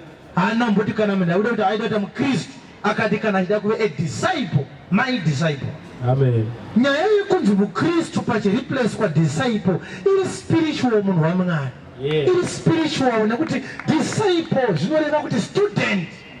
Ukona pane nyaya yacho? Yes. Kana munhu ari student anodzidza kubva kuna master wake, kuna tutor wake, yes, kuna lecturer wake. Saka kana tichinzi we are disciples, tiri vadzidzi vake, iye ndiye anomira oparidza toti hongu Ishe tagamuchira taakunoita saizvozvo. Asi kana munhu ari muteveri haasi kutevera zvaari kuona zvichiitwa kumberi, unonotera wakatsikitsira pada kuburitswa nyaya yekuparidza shoko raMwari, kuti unogona kuita muKristu anokuparidza chero zvaafunga But a disciple follows the footsteps of his master. Yes.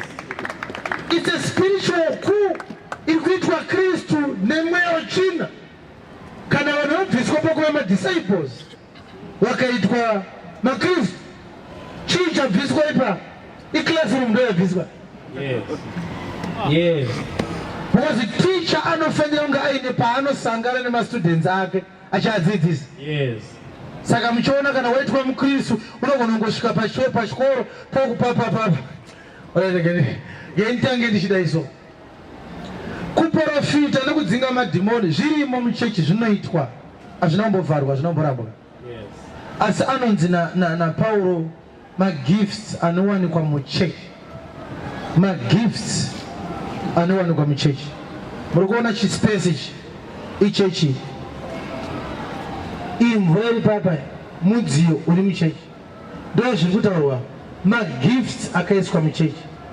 Tinogona kutoburitsa mvura iyi chechi kana mairipo. Yes. Togona kuburitsa pulpit iyi chechi kana mairichi iripo.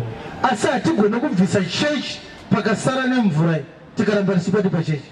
Yes. Ndo zvakaita ma-gifts kuprofita. They edify the church. Amen. Imbuwa yapiwa vanhu vari parwendo rwekuenda kuupenyu husingaperi. Vakanzi mucharwara vanangu muri parwendo rwekuenda kudenga. Handidi kuti muzotadza kunzwa shoko raMwari nepaini yegumbo rinenge richirwadza. Saka Mweya Mutsvene achakupai chipo chokuti kana pawana arwara, Mweya Mutsvene achabata nesimba rake vanhu vanenge varwara voita sei? Vopora. Kana paine zvinoafekta kufamba kwevhangeri zvinoitika munguva shoma ichatevera, chiprofita chichakuudzai zvinenge zvichida kuitwa. Saka chiprofita muri kuwedzerwa pasangano. Yafanana nelunch box yapiwa mwana ari kuenda kuchikoro. Amen. Ari kunzi mwanangu ura ukarira stereki hauchanzwa zvinotaurwa naticha. Saka chikoro chakati mukadzidza na 10 ngende vanhu voita kunodya. Awene mangai akanenge agara kuseri achidya achinyara achitatsotabana kudore achimontera at least anopinda muklasi angwara auya nechimbakwa chake fondorere nemaheu apinda muklasi anotenga rofu rake richingogudurirana. Chiri kudiwa kuti vanhu vapinda muklasi vachangamuka tichoti rati madzoka afana garai pasi mudzidze zvamakawira pano. Vabereki venyu vakabhadhara school fees panapa kuti tikuparidzire shoko raMwari. Amen. Saka kana tikaparidza shoko raMwari munhu akarwara ngaanamatirwe apore munhu iye nenyasha anopora. Kana Mwari achida kuti vanhu vapiwe chiprofita chinoafekta gospel rake ngachipiwe chiprofita ichocho vanhu vanatswe vanhu vaitwe edify. Yes. Ndo zvakaita kuprofita nekudzinga madhimoni. Zvino iyi manje iri kuitika mazuva ano yekungoti profeti vachingosvika vanonzwikwa kunze madhimoni akutochema wototi vauya. Come out right now, come out right now. Achaparidza uchamona yangova right now kusvika Pungwe. Yafanana nemwana ari kubva kuchikoro onzi nababa mwanangu kuchikoro kwanzi kudii? Oti kupi baba? Handina kuzombosvika ini. Ndasvika pagedhi rechikoro ndobva ndavhura lachi ndokutsagada yazotopera kuma 3 manje. Kana kuti chikoro chinongoti munhu achipinda muklasi ngende takutoenda kubreak 7 am nonge madzidza nguva iyi. Avapere Kristu maoko mamadzidza nguva iyi tatopa break kudhara.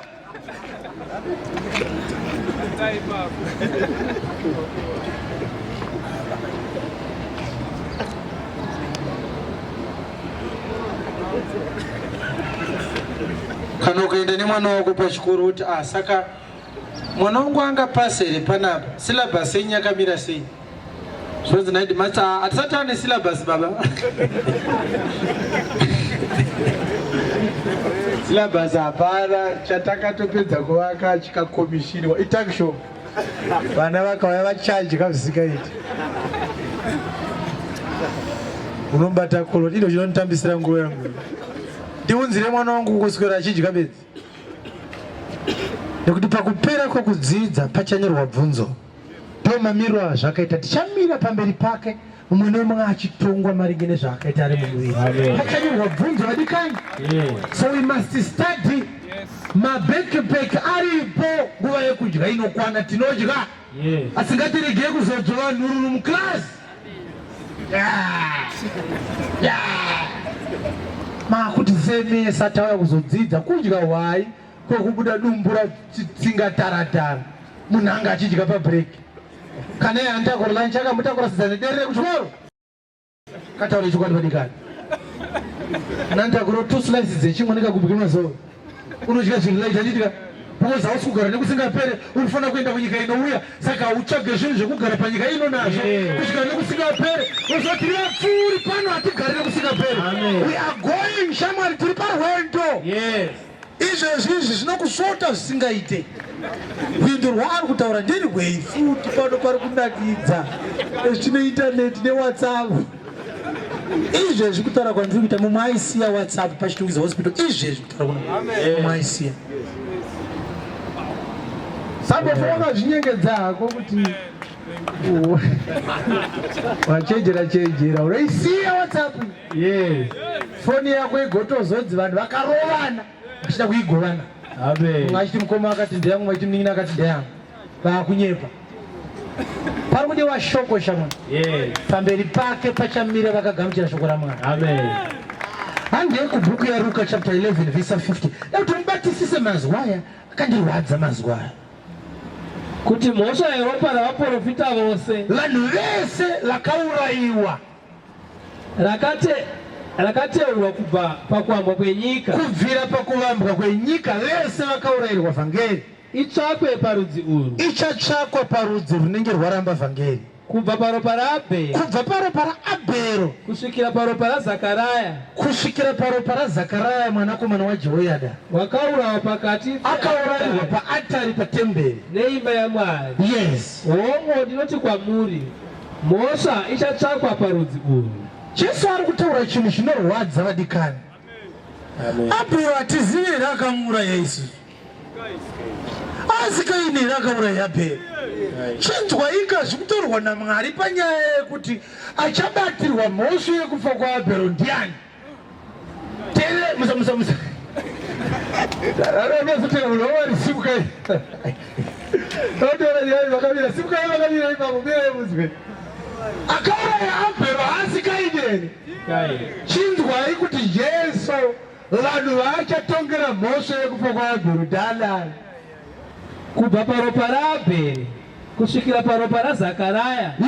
Wakaurawa pakati pearitari neimba yaMwari. Wakaurawa pakati pearitari neimba yaMwari. Hongu ndinoti kwamuri mese imi, mhosva ichatsvakwa parudzi urwu. Parudzi urwu Kaini hapo haamo munyaya iyoyo. Vari kuparidzirwa shoko raMwari nhasi vakariramba ndo vachabatirwa medha yaAbheri. Haidzokorodze tangereba verse 48 atiteerere zvakanaka. Unoona kuti naizvozvo muri zvapupu muchitendera nawo namabasa amadzibaba enyu. Nokuti ivo vakauraya nemi munovaka marinda avo. Saka nokuchenjera kwaMwari. Inzwa nekuchenjera kwaMwari ndokubva rechirungu rati by the wisdom of God. Mwari une uchenjeri hwaari kuda kushandisa. Saka iwe ukanzwa wisdom unobva wafunga kuita marika. Inzwa kuti uchenjeri hunoita sei. Saka nokuchenjera kwaMwari Mwari akaita sei Mwari? Ndichatumira kwamuri vaprofita. Ndokubva Mwari ati nekuchenjera kwangu ndokutumira vaprofita navapostora vachauraya vamwe vavo. Vovaurayini uchenjeri hwangu ihwohwo novatambudza vapostora ava kuti mhosva yeropa ravaprofita kana matambudza vapostora mhosva yekufa kwaNabhothi yobva yauya kwamuri. Rakateurwa kubva pakuambwa kwenyika. Kubva pakuvambwa kwenyika Mwari wanga achipfupika mhosva kuti tizive kuti akomana uyu mukomana uyu anonzi Pashuri uyu akarova Jeremia akamusunga akamuvharira. Yanga iri nyaya nei? Mhosva yaPashuri haisi kuenda kuna Pashuri. Muchapiwa vapostora kuOld Testament kune vapostora. Hakuna. Old Testament kune maapostles. Hakuna. Saka inyaya ipi rudaro ye? New Testament ke? Yes. Vese vakaurairwa vhangeri from the foundation of the world. Mamedharazi acho ari kuwanikwa muNew Testament. Amen. Amen. Pirike itizwe. Ichapwe farudzi uyu. Takidzereziyo. Naizvozvo muri zvapupu muchitendera nawo namabasa amadzibaba enyu. Yes. Nokuti ivo vakauraya nemi munovaka marinda avo. Yes. Saka nokuchenjera kwaMwari. Nekuchenjera kwaMwari kuchenjera uku kunokataza. Topaunoona kuti kana tikati tine wisdom tiri kutamba. Amen. Kuchenjerwa Mwari worudzi rwakadai. Kuchenjerawo kwaMwari kwakati kudii? Ndichatumira kwavari vaprofita navaapostoli. Wobva wisdom yaMwari yati ndichatumira munhu waMwari kati ndiregerewo ndikatiregerewo. Katiteere vhesi bichara. Dai timuverenge B amuri kuverenga iyoyo. Yes. Ndichatumira kwavari vaprofita navaapostoli. Tangidzai vhesi iyoyo. Saka nokuchenjera kwaMwari iwo. Nekuchenjera kwaMwari kwakati. Dzokorodza ipapo. Saka nokuchenjera kwaMwari iwo kwakati. Kuchenjera kwaMwari ndo kwakataura. Hazvina kunzi Mwari neuchenjeri hwake, iye Mwari akati. Zviri kunzi wisdom yaMwari ndo yakaita sei? Yakataura. Kuchenjera kwaMwari ndo kuri kutaura. Zvoreva kuti wisdom is the moon. Amen. Izvi kudzi mazwi vanhu. Saka nokuchenjera kwaMwari iwo kwakati. Ndichatumira kwavari vaprofita navaapostoli. Right, again bogara pasi. Right. Kuchenjera kwaMwari ndo kuri kutaura. Kwete Mwari, ayo. Kuchenjera kwake. Ndo kuri kuti ndichatumira vaprofita nevaapostola vangu. In other words, uchenjeri ndiye ari kutaura. Amen. Uchenjeri hwaMwari. Yes. Uchenjeri ndiani? Proverbs 9 verse 1. Who is wisdom? Uchenjeri inzwai mbomirai imi kuverenga. Anditiri kuenda kugomere kunokumbira wisdom iwewe. Iyi kanyaya yacho iyi. Nhasi wamuwana wisdom. Ari pano. Andisiri kuratidza kuti wisdom ndiani. Amen. Tauri tinzwe tangidzai. Uchenjeri hwakavaka imba yawo. Uchenjeri hwakavaka imba yawo. Iwo uchenjeri Wakaveza mbiru dzawo nomwe. ndokubva waveza mapillars 7. Uchenjeri Wakabaya zvifuwo zvavo. ndokubva wabaya mombe dzawo nemakwai. Wakavhenganisa waini yavo. ndokubva uchenjeri hwagadzira waini. Wakagadzirawo tafura yavo. ndokubva uchenjeri hwaveza table. Wakatuma vanakadzi vavo. ndokubva watuma madzimai. Ukati kudii? Unodaridzira pamutunhu yeguta. Inzwai mazwi euchenjeri uri pamutunhu yemaguta. Usine mano ngaatsaukire muno. Asina mano ngaatsaukire muno. Ndiwaniko? Ndini uchenjeri. Usine njere unoti kwaari. Yes. Uyai mudye chingwa changu. Uyai mudye chingwa changu. Saka uchenjeri hanzi anotoveza mbiru, anovaka imba yake. Uchenjeri ane varandakadzi vaanotuma, anogadzira waini. Uchenjeri vanoda waini. Muchagei anayo waini uchenjeri. Amen. Uchenjeri ndiani? 1 Corinthians chapter 1 katangire paverse 22. Who is wisdom? Nokuti vaJudha vanokumbira zviratidzo. The Jews seeketh for a sign. NaVagiriki vanotsvaka uchenjeri. Greeks are after knowledge. They are after academic expedience. Asi isu tinoparidza Kristu. But we preach Christ crucified. Wakarayirwa pamuchinjikwa. Unto the Jews a stumbling block. Chigumbuso kuvaJudha. But unto the Greeks foolishness. Noupenzi kuvaHedheni. Yes. Asi kuna vakadanwa. But both to the elect Jews and Gentiles. VaJudha navaGiriki. Christ is the power of God. Kristu isimba raMwari. Christ is the wisdom of God. Nouchenjeri hwaMwari. Right. Saka uchenjeri hwaMwari ndi Jesu Kristu. Amen. Tinoziva nditika. Yes. uchenjeri hwaMwari ndiani? NdiJesu Kristu anini? Yes. Kana tikati wisdom tikutaura Kristu, ngatichiendai kuvhesi yedu kubhuya Luka tinzwe kuti Mwari aitaura nekuchenjera kwake. Saka nokuchenjera kwa Mwariwo kwakati, kuchenjera kwa Mwari kwakati, onai manomano ainawo ndiye ari kutaura pamusoro pake, nekuti vaapostoli vakatumwa naJesu, vavhangeri vakatumwa na saka kuchenjera ndo kwakataura. Amen. Kuchenjera kwakati kudiko ndichatumira kwavari vaprofita navaapostoli. Zvinowa yazvikere Yes. saka kuchenjera ndiani? Yesu Kristu. Kumadii kuti ndichatuma inini makuti munhu wacho anonzi kuchenjera ndovaparidzira. Hamusi kuvaonere vari kuenda mumakomo vachinoti tipewo wisdom. Unoita stupid naro bhaibheri iri kana ukasabatsirwa naMweya Mutsvene. Amen. Saka makaona Pauro akati kuna Timothy, study to show thyself approved before God. Yes. Of that a minister which need not to be ashamed. Yes. Of that rightly dividing the word of truth. Amen. I see you, but let there be light, let there be light. Itu na magai. Kurasika, light ripi. TB Joshua Musoa 1 January. Ani kakabata kintu kudai. Good morning, brethren. Jiro light rajiro.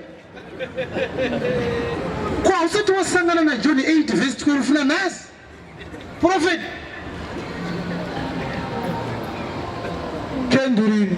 Izo zvakadzima kare ka. Vakati nazvo.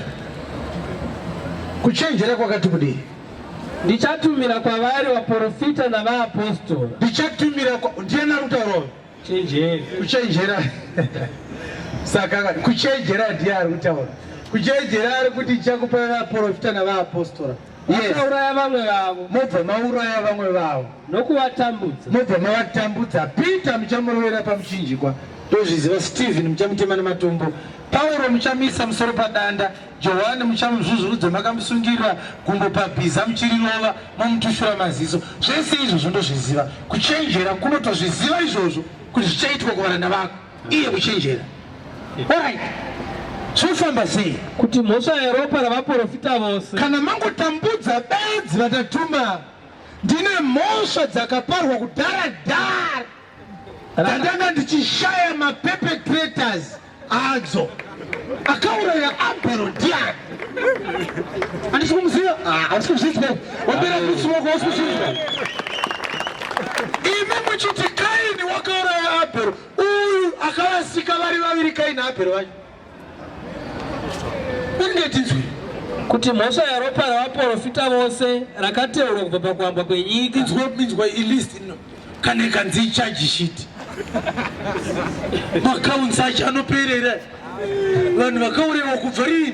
Kuamba kwenyika. Pakuvambwa kwenyika. Vese. Yes. Itsvakwe parudzi urwu. Ichatsvakwa pamurimi.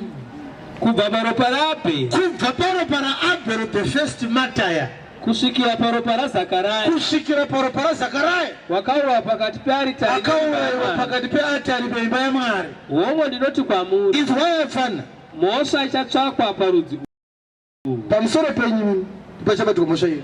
Amen.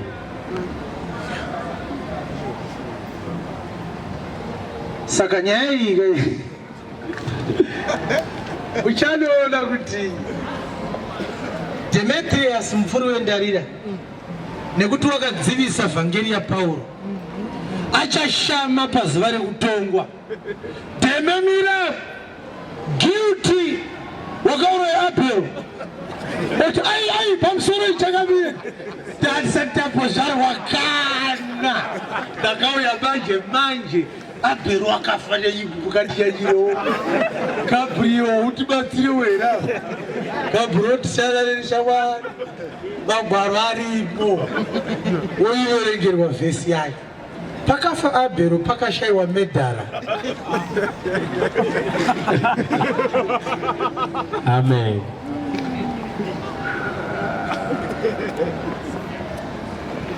Ndinoparidza here panzvimbo ino. Yes.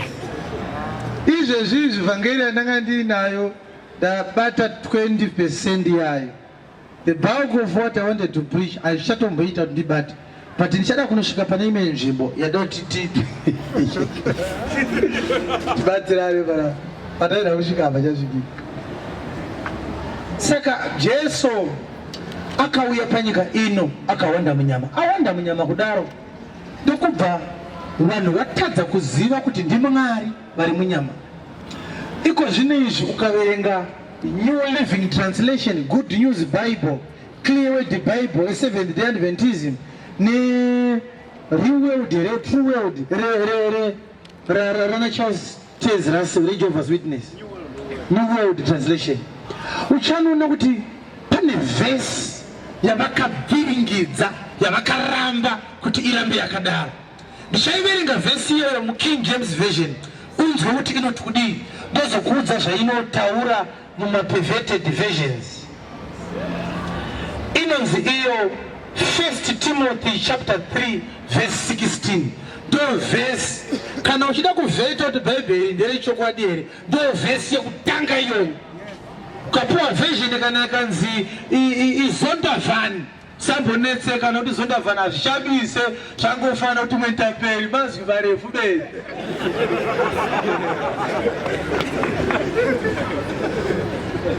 Kuti chikidzira nekutaura mazizwa asina nemusoro wese kuno kuti no vanhu vano mwenda mberi vakasiyana nekuti zondavhani papi mazwi akangoreba bedzi. Pana chinomboshamisa ipa tine zizondavhani rangu musoro ndandine mukoma ndandinaye ndichigerwa, saka aindigera ndokubva ndaona ine zibhaibheri ziguruguru zistudy Bible. Indiri theologist, matheologians mazhinji anoriita sei, anorirekomenda. Ndisati ndansandabhurolo Bible rowa kutotanga ngati mabheje dzenyu yakakakaswa zvisikaiti kanza manje vanototi dori notorina rikati havira uone tikuprovhire vatabata ipo pano. Saka ndichatotsvaga King James racho totozoshandisa navo. Imagine kuti uri kuenda kukoti watsvaga lawyer, wamukoti wozozirealize kuti lawyer wako akastadha law yekuMalawi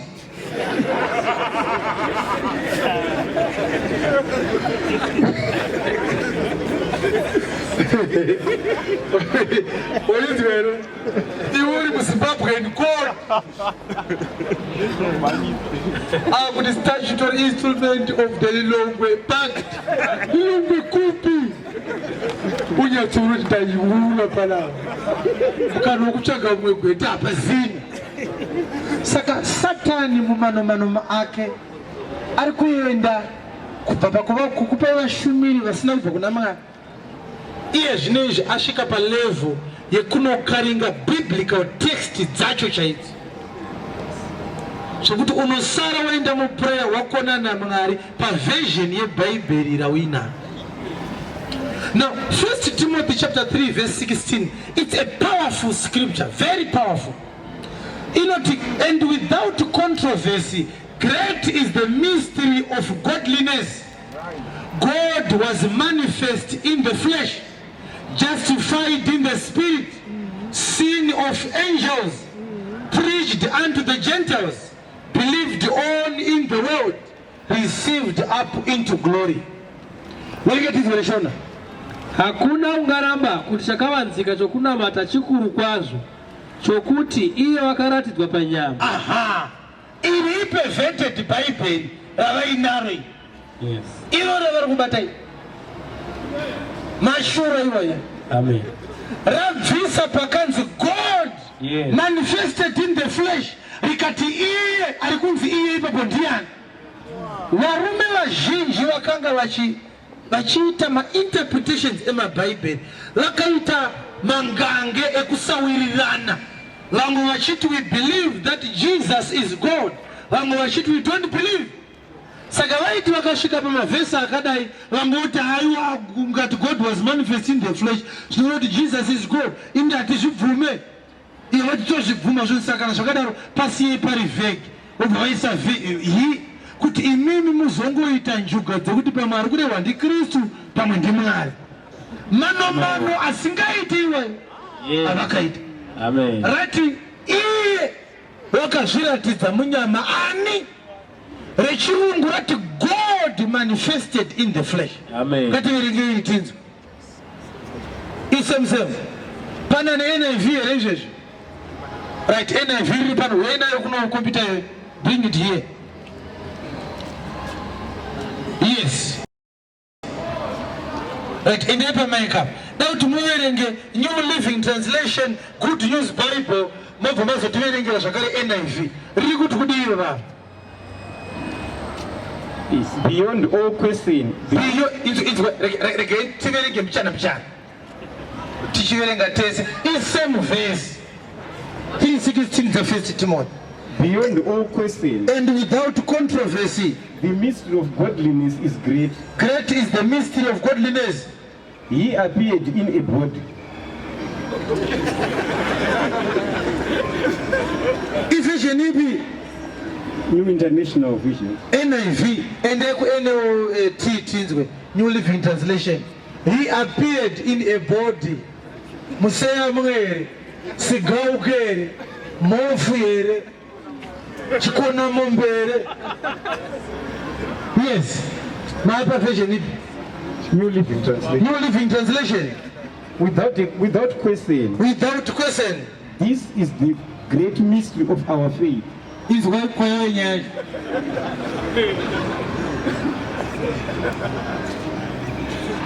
is what? This is the great mystery of our faith. This is the great mystery of our faith. Christ was revealed in a human body. God. Christ. Good news. Yes.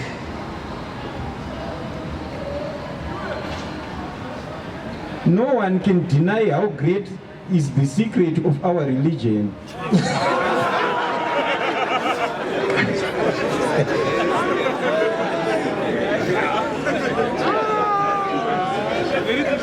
Right.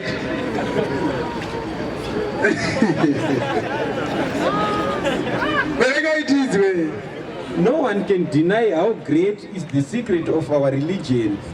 He appeared in human form. Aniko ani mazvita ingatombere maoko chachigara chako. Right. Tikasapota tichidai tichita this forensic analysis. Uchangoenda uchiti vanongolenga mabhaibheri. Andikuzvona. Nekuti we have to go into the details dzemaperversions acho. But nyaya tiri kuona apa ndeye kurasika kwekuramba kuti Christ is God. Amen.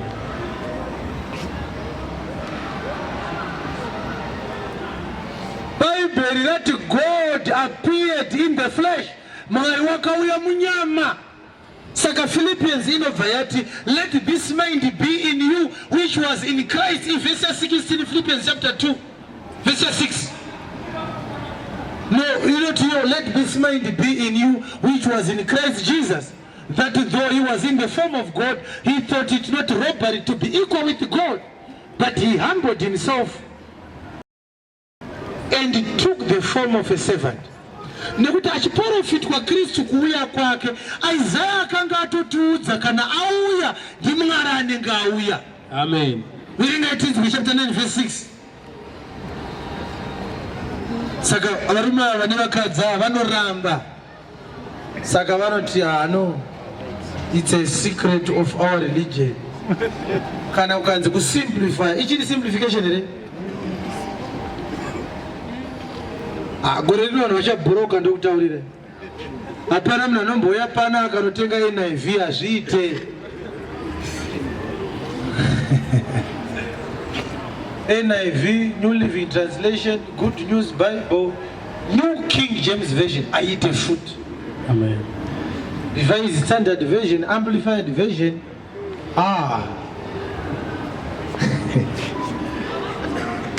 Rational no rasik. Iri Bible rational again. Zvokuti uchaona kuti at this stage nyasha dzikawanzwa tichatsvaga tikawana ma-resources. We want to translate this Shona Bible. Toda kugadzira a new translation. chibvisa muchirungu hatina kana one Shona version iri closer to the truth. And hatitadze kuzviita zvinhu izvozvo. Mwari akatikomborera tikaenda kuchikoro, we can do it. We have to, because hatina Bible.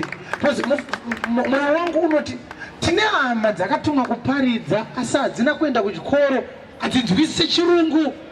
Vachaparidza sei nekushatiswa kwakaitwa kudai? Because Mwari kana achituma vanhu haabvunze qualifications. Anokutumire munhu akagumira grade 6 zvatiri kutsanangura zvese zvaazvizive.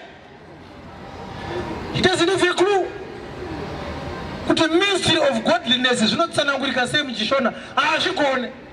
But wakaitwa mushumiri munhu orega here kuparidza nekuda kwe inadequacy pachikoro chake kwete. Ndikufika? Amen. Hallelujah. Amen.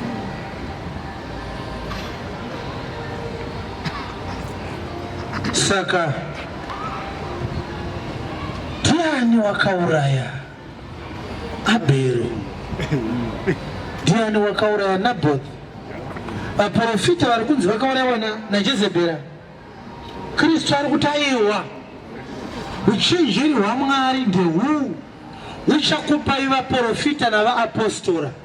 Kana uchenjeri hwakupai vaprofita, verenge verse 50 zvakare. Kuti mhosva yeropa verenge verse 50 tangidzai. Verse 49. 49, yes. Saka nokuchenjera kwaMwariwo kwakati, kuchenjera kwaMwari ndiKristu ari kuzvitaura nezvako. Ndichatumira kwavari vaprofita navaapostora. Ndichatumira kwavari vaprofita navaapostora. Vachauraya vamwe vavo. Vamwe vachavauraya nokuvatambudza. Vamwe vachavaitira zvakaipa. Pamwe vaiwa budi, pamwe warohwa, pamwe wafremerwa nyaya yabuda mubepa zvisiri izvo. Whatever they are going to do to the servants of the Lord. Kuti mhosva yeropa ravaprofita chinangwa chekukupai vanhu ava muchivatambudza.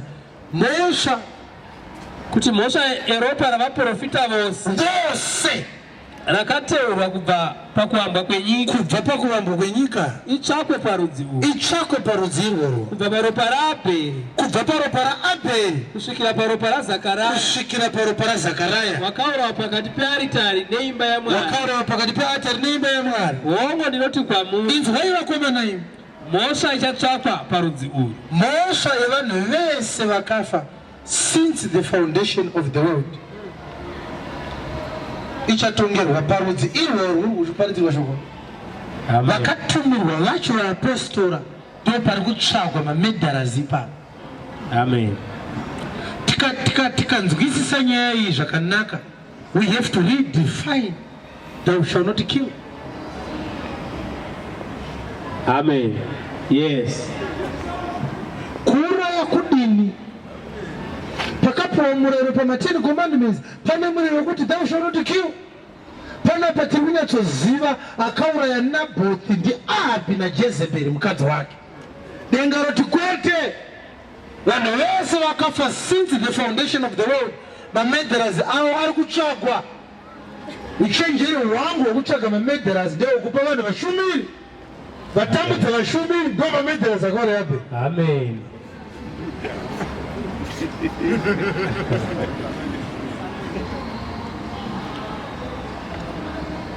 Amen.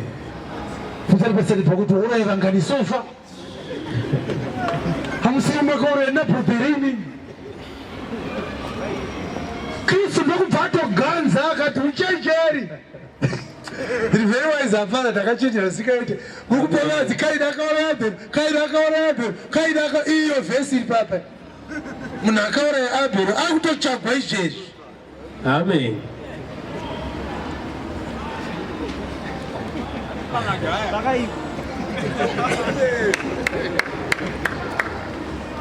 Idzi poto idzi dzakaoma idzi. Nekutotanga kurangarira kuti hanzi vanhu vakaurayiwa vese kubvira nyika ichivambwa vari kuzotsvagirwa mamedharazi avo kana uchenjeri akupai varanda vake. Uchenjeri saka anobva anzi wakaita vamwe vaApostora, vamwe vaprofita, vaevhangeri, vadzidzisi, vafudzi Haleluya. Amen. Akatendai kunyika dzose muparidzire zvisikwa zvose ivhakeri. Vauya vakomana, vamwe muchavauraya, vamwe muchavatambudza. Zvichaitika izvozvo. Asi chenjerirai. Uchenjeri ane doketi risati ravharwa. Tiani kwakauraya Zakaraya paatari pepe. Vakomana vaIsraeri vazinyararayo mendera zvawaziva. Kwakauraya Abheri ndiani? Handikaini vazinyarara. Sati wakuziva mhondiyo. Munhu akauraya Abheri asati abatwa. Amen. Sokuti ukadzwa vhakeri ristereki ukaridzwa ukamboimagina kuti pajudgment iya dzichatongwa seka unyaso kuti hapasati pane kana clue kuti judgment yacho chaiyo ichaitwa sei. Amen. Vhangeri richida kuparidzwa uchibhadharwa mari kuti uye kuzoita noise, hausi kuziva kuti wapinda mutirepi. Amen. Yekupinda palist remaculprits akauraya Abheri. Amen. Amana mandinyanyira amana Abheri tinezera nayo here ndazvarwa manje manje apa. Uchenjeri huri kuti vese vakafa tichaziva vakavauraya kana takupai vashumiri vangu. Saka uchenjeri zvawakadai une tsamba dzinotaurwa naPauro naPeter achiti kuvaJudha, makauraya Jesu Mwari akamutsa kuvakafa, makauraya Jesu Mwari akamutsa kuvakafa. Chapter 4 chapter 5 kusvika kuna chapter 10 vaJudha pavanoparidzirwa vari kuti Jesu wamakauraya, Jesu wamakauraya. But ngatinzwe Jesu kuti akaurayiwa nani. Kana taona kuti Kaini asiri akauraya Abheri, takuda kutsvaga futi akauraya Jesu. Who killed him? Gataketenda pa John chapter 10 verse 16 and 17. Na mawe wakwaindi nao. Other sheep I have, asati areda ngari, which are not of this fold. na iwo ndinofanira kuya nawo. Them must I also bring. Ashanzwa inzwi They rangu. shall hear my voice. Richaboka rimwe. They shall be one fold Nomufudzi mumwe. and one shepherd. Saka vavarondida. So my Father loveth me, Nokuti ndinorasha upenyu hwangu. because I lay down my life Ndigohutorazve. and I take it up again. Hakuna munhu unganditorera iwo. Tokorodza verse 17. Saka vavarondida. Baba vanokuda nechikonzero chei? Nokuti ndinorasha upenyu hwangu. Ndinorasha upenyu hwangu Ndigohutorazve. ndohutora zvakare. Hakuna munhu unganditorera iwo. Hakuna munhu anondiuraya. Asi ndinohurasha ndimene. Ndinorasa upenyu hwangu ndega.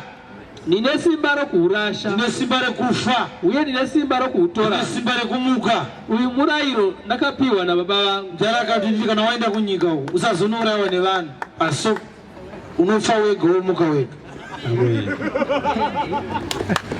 Alright, ngatishanei naye. Saka iye zvinezvi uri kufunga kuti Jesus killed himself, ari? Yakuita kunge suicide manje.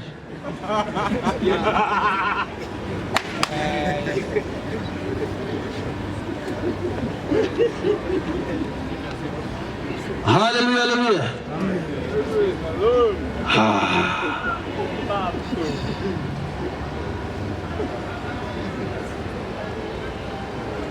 The guidance where by Hebrews chapter 6 verse 5. The 6, Hebrews chapter 6 verse 5 and 6. Who crucified the Lord? Because vakauraya Abheri taakuziva kuti dhararari takuda kuzoti akauraya Kristu ndiani. Yes. Vakaravira shoko rakanaka raMwari namasimba enyika inouya. Atangire pa verse 3. Ndizvo zvatichaita. Ndo zvatichaita kana Mwari achitendera. kana Mwari akatendera. Nokuti kana vari ivo vakambovhenekerwa vakaravira chipo chokudenga. Kana vari vaya vakambotendeuka vakavhenekerwa vakaravira chipo chokudenga. Chipo chokudenga ndiani? NdiKristu. Vakagoverwa mweya mutsvene. Vakatopiwa mweya mutsvene. Vakaravira shoko rakanaka raMwari. Vatombo-tested the good gospel of God. Namasimba enyika inouya. They tested the power of the world to come. kana vakazotsauka vanhu ivavo vakabackslide vakarasika hazvibviri kuvavandudza hazvigone kuti vazotendeuka futi vanhu ivavo vatendeuke hazviiti kuti vatendeuke indava nokuti vanozvirovererazve mwanakomana waMwari pamuchinjikwa vachimunyadzisa pachinhu. They are crucifying the Son of God. If they shall fall away, to renew them again unto repentance, seeing they crucify to themselves the Son of God afresh. Yes.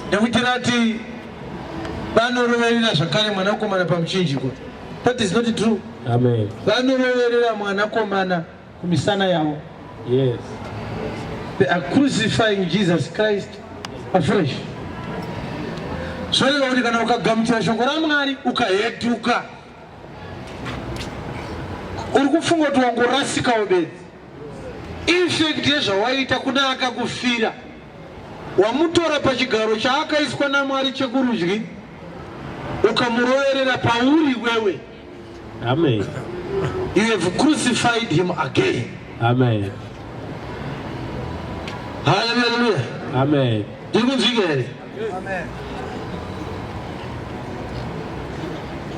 Zvino vadikani, nyaya iri pano inoshamisa. Nekuti kuparidza tinoparidza ende tichiuya pano tichigowera shoko raMwari every day.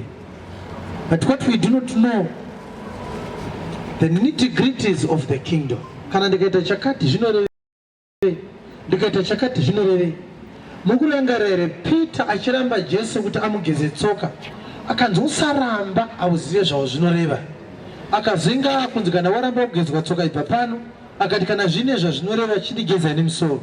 Hana kuzoti yekugezwa tsoka inoreva zvakanaka, asi yekuproposa kugezwa musoro ndiye kuprovoka izvo. Amen. Iye aingotaura nekumhanya asina kunzwisisa the significance of what he was intimating.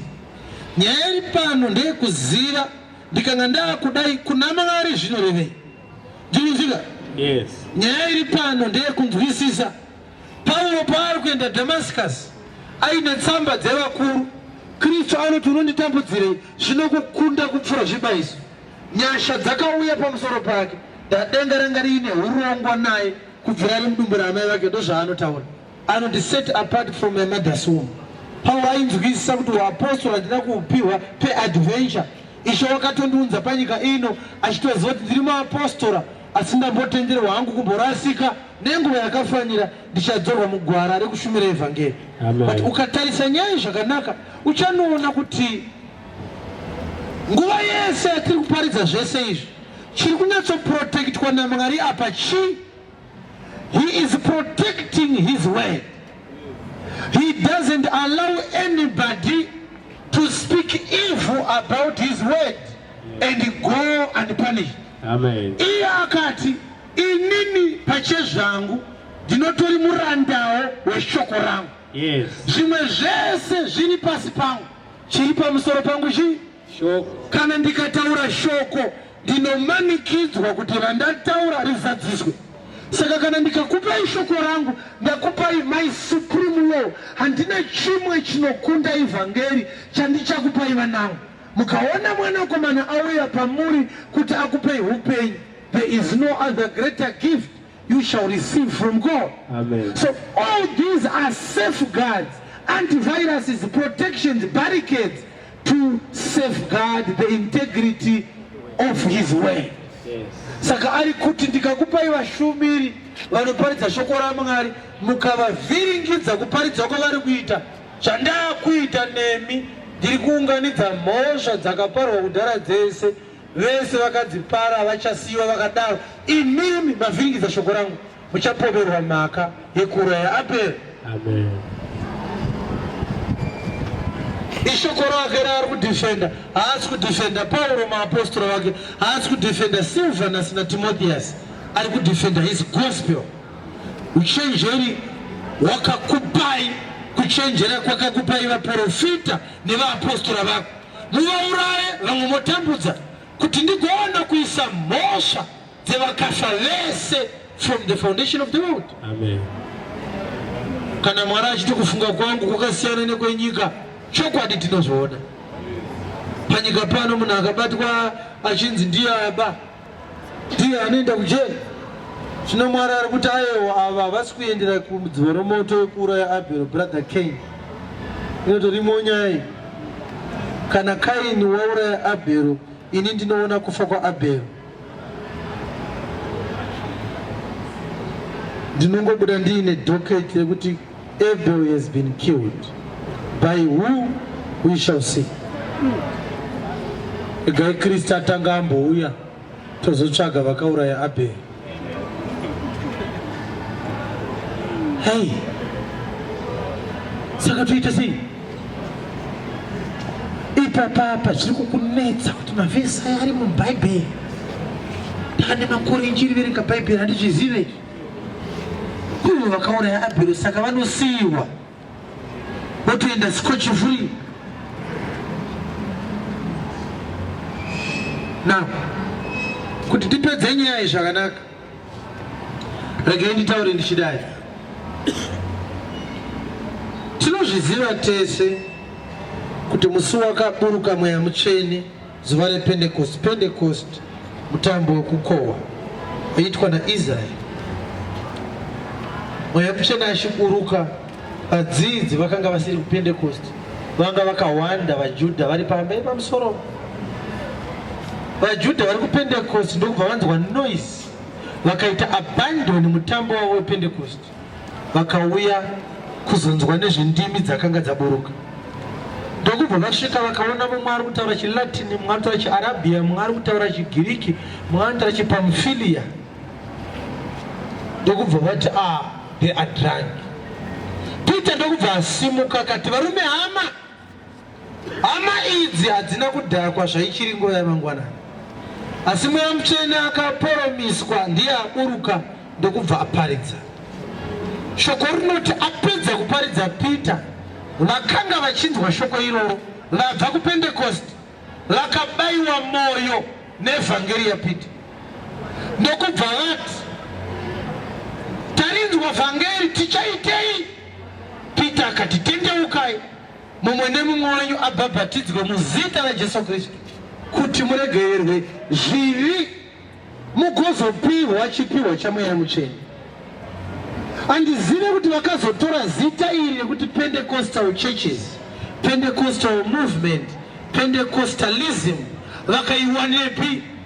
Nekuti vari kuita zvePentecost maJudha, vadzidzi vanotenda kuvhangeri yaKristu vakawanda vari kuPentecost.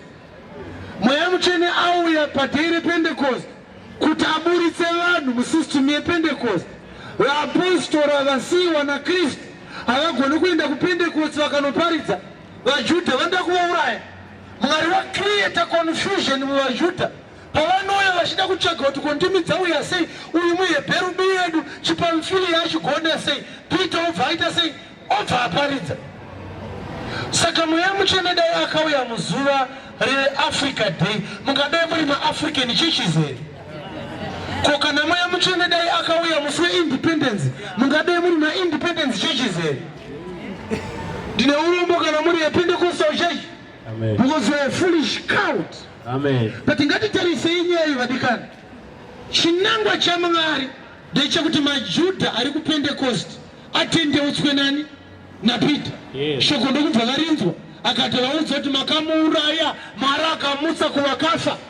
Verenga ipapo munhu waMwari, tangire pavhesi 2 kuti nyaya iparidze zvakanaka. Acts chapter 2 tangire pa1 pacho ipapo tijambe akuti tinoona nyaya inoshamisa panapa. Zvino zuva rePentecost rakati rasvika, Yes. vakanga vakaungana vose pamwe chete panzvimbo imwe. Yes. Pakarepo kutinhira sokwemhepo inovhuvhuta nesimba kwakabva kudenga, Yes. kukazadza imba yose mavakanga vagere. Yes. Vakaonawo ndimi dzichiparadzana. Verse 13.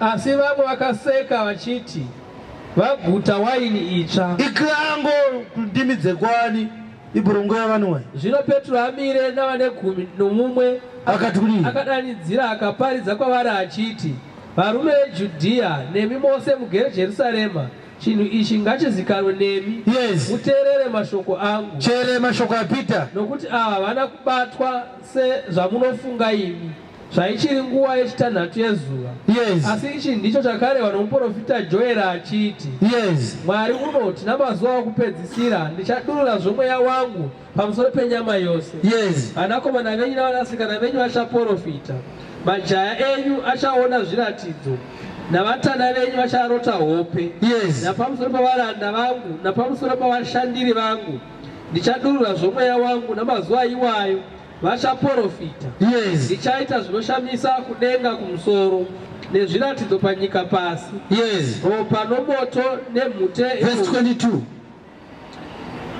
Varume vaIsraeri, Inzwai vhangeri yaPeter.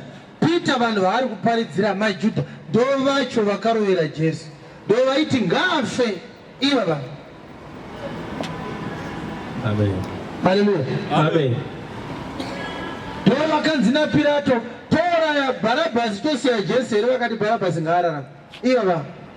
Imi varume vaIsraeri imi, Inzwai mashoko avo. inzwai mashoko angu. Jesu weNazareta, Jesu weNazareta, murume wakaratidzwa naMwari, murume wakaratidzwa naMwari kwamuri, namabasa esimba nezvishamiso, namabasa esimba nezvishamiso, nezviratidzo zvakaitwa naMwari pakati penyu naye, nezviratidzo zvakaitwa naMwari pakati penyu naye. sezvamunoziva imi mumene. Yes. Iye wakaiswa kwamuri nomutemo nokuziva zviri mberi kwaMwari. Imi makapiwa Jesu nemurayiro nekuziva zviri mberi kwaMwari. Imi makamurovera pamuchinjikwa, Imi mukamurovera imi, mukamuuraya mukamuuraya, kwavanhu vasingateereri murayiro. mukamisa maoko avanhu vasingateerere murayiro.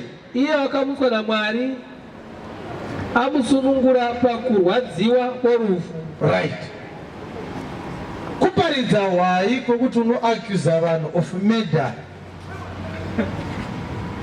Imi varume vaIsraeri, Jesu Kristu akaiswa kwamuri naMwari, amboprofitwa nezviprofita nekuziva zviri mberi kwaMwari. Asi makamubata, mukamurovera, mukamuuraya.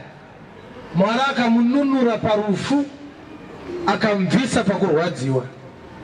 Peter tells the Jews that Jesus rose from the dead. Handi pa verse 37. Saka muri kunyatsoona here kuti Peter pakarehwa Jesu aivepo.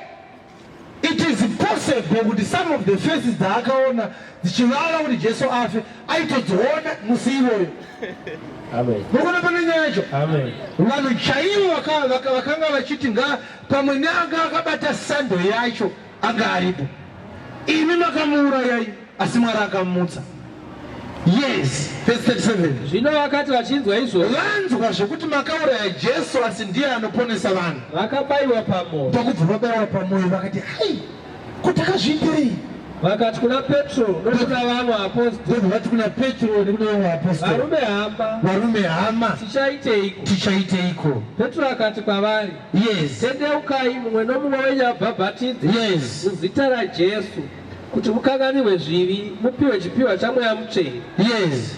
Nokuti chipikirwa ndechenyu navana venyu navose vari kure vanozodanwa naShe Mwari wedu. Mazvita.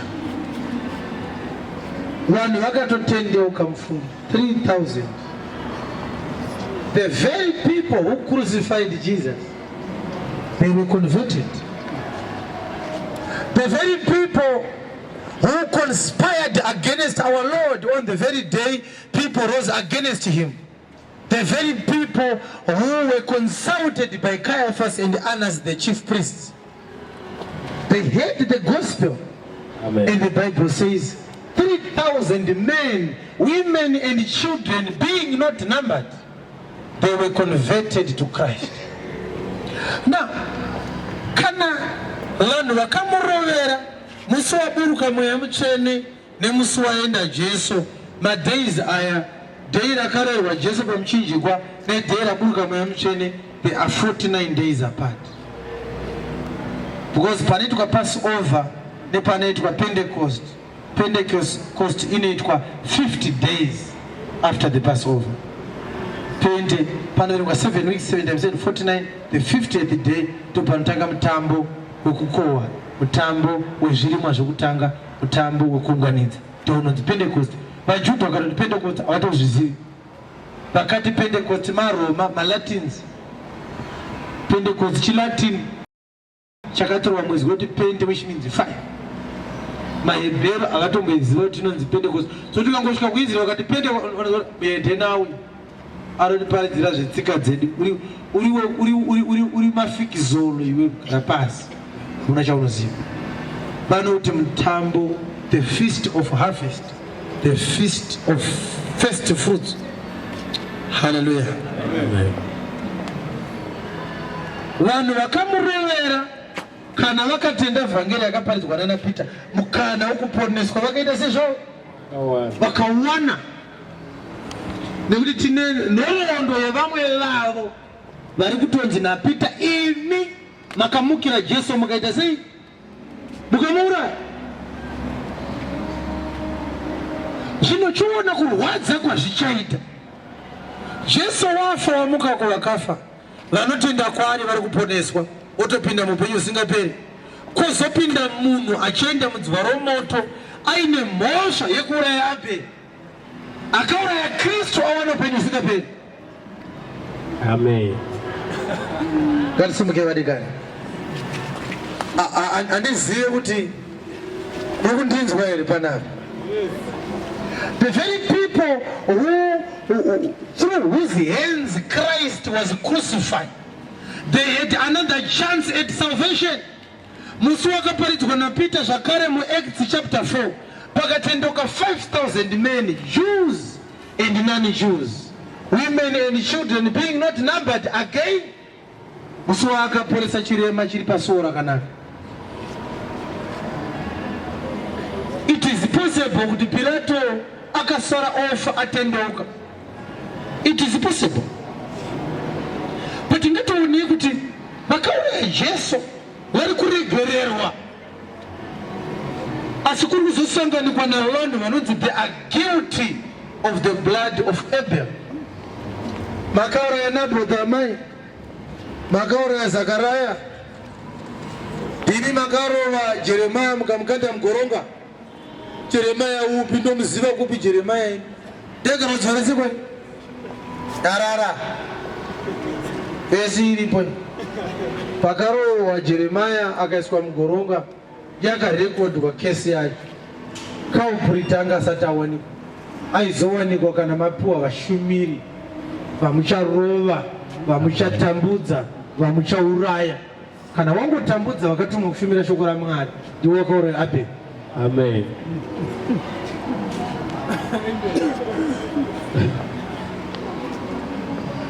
Hey.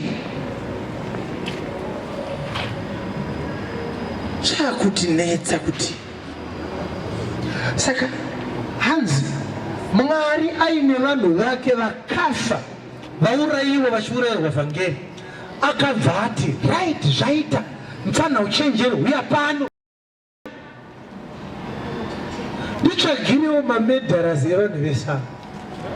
Uchenjeri akati mudhara kana muine kesi yamanetseka kusova ini ndinonzi uchenjeri akauraya Abheri ndokuwanira manje regai tiende panyika ndikangolonja 540 ministries beds akauraya Abheri ndokupai. Amen.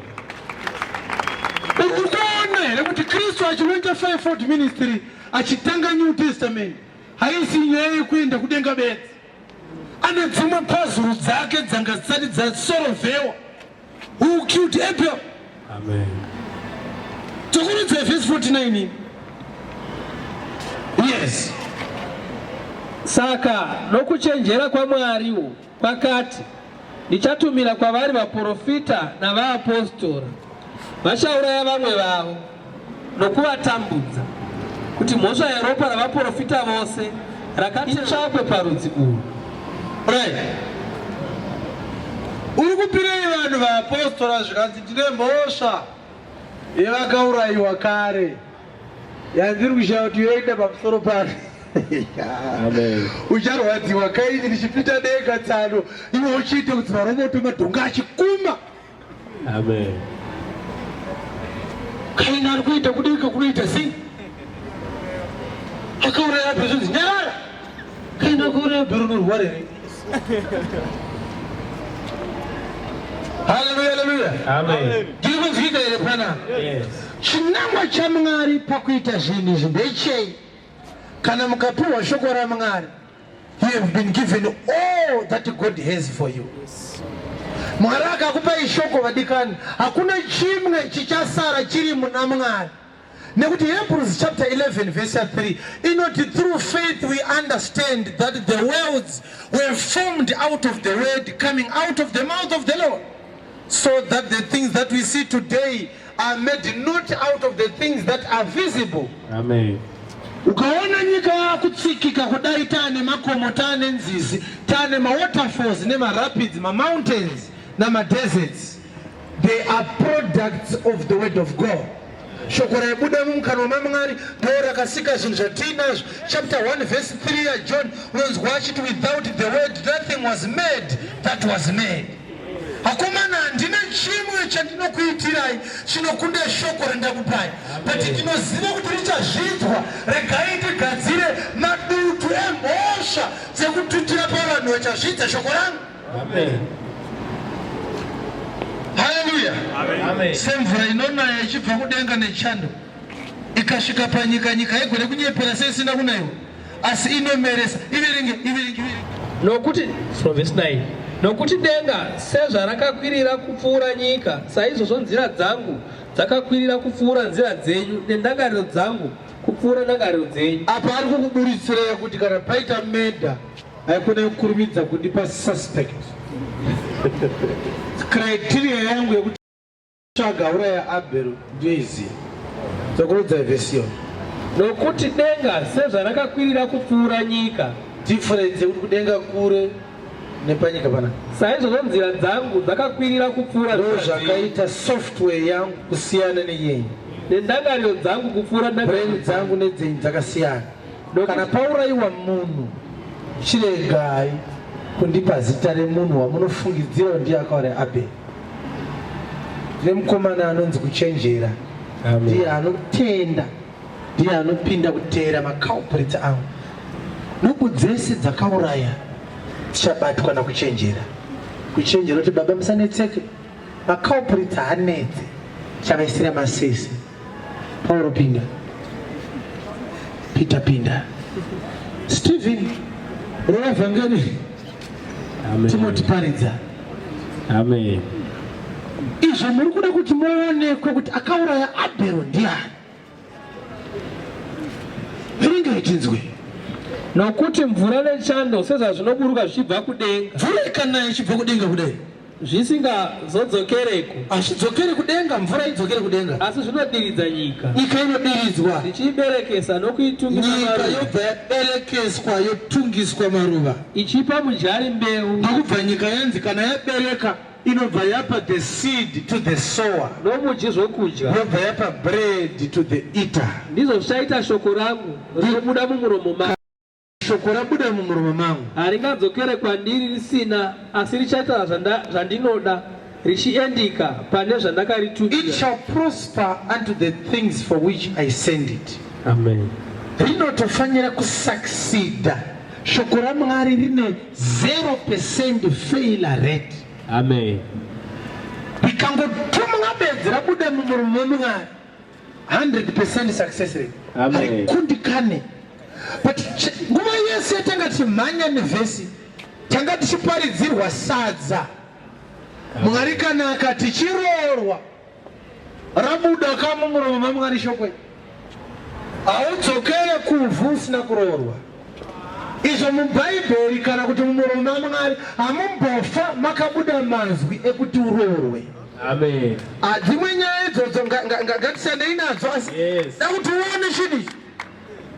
Takaibata 2 weeks or so ago, Paulo achiparidza achiti imini vaHedheni musinganamate musina Mwari. Mwari aitokupai mvura muchitowana zvekudya zvakawanda. Romans G Acts chapter 14. Acts chapter 14 verenga itinzwe Verse 17. verse 17. Asi haana kurega kuzvipupurira. Mwari haana kurega kuzvipupurira kwamuri, Achiita zvakanaka. asi Mwari wakakuitirai zvakanaka. Achikupai mvura yokudenga. Aitokupai mvura Mwari Nenguva dzezviyo zvizhinji. muchitoguta muchitoita matura ari kufashukira. Achizadza nezvokudya nomufaro. Izvozvo zvakaitirwa vanhu naMwari pasina kunamata mukati. Amen. Kana tichiuya kuna Mwari hatisi kuuya kuzomukumbira mvura. NdaBhaibheri rati mvura yakatopiwa vahedheni vasina Mwari vachitoguta. Amen. Ipapo aizvipupurira kuti vahedheni vazive kuti kunyange tisingamunamati uriko mupenyu nekusingapenyu. Amen. But panapa mvura ikunzi ikanaya nyika igone kuramba yakati kwindi inototungiswa bedzi maruva yobereka zvibereko zvayo. Yobva yanzi inopa seed to the sower and bread to the eater. Tobva Isaiah identify vanhu vaviri pasi pezuva. Kune anonzi the sower ne the eater. Yes. Katisani naye. Asi ndichada kuti uone kuti mudyari ndiani. Ko mudyi ndiani. Ndapane uviri uri kurehwa. Pane mudiri wine. Pane the baker. Yes. Dopana seed na sower ipa na eater. Seed to the sower, bread to the eater. Yes. The sower is the wine, the cup bearer. The eater is the baker. Yes. Yatopera. Shoko kana rauya panyika aridzoke kwandirini rigoskoti Your Excellency, we have failed. Azviite. Apa Mwari achitaura kudaro unonzwa imwe vhesi ichiti he watches over his way. Nyaya irehwa iri pa Genesis chapter 3 verse 21. Chii chakaitika? Yes. Ishe Mwari akaitira munhu nomukadzi wake nguo dzamatewe. Yes. Akavafukidza idzo. Yes.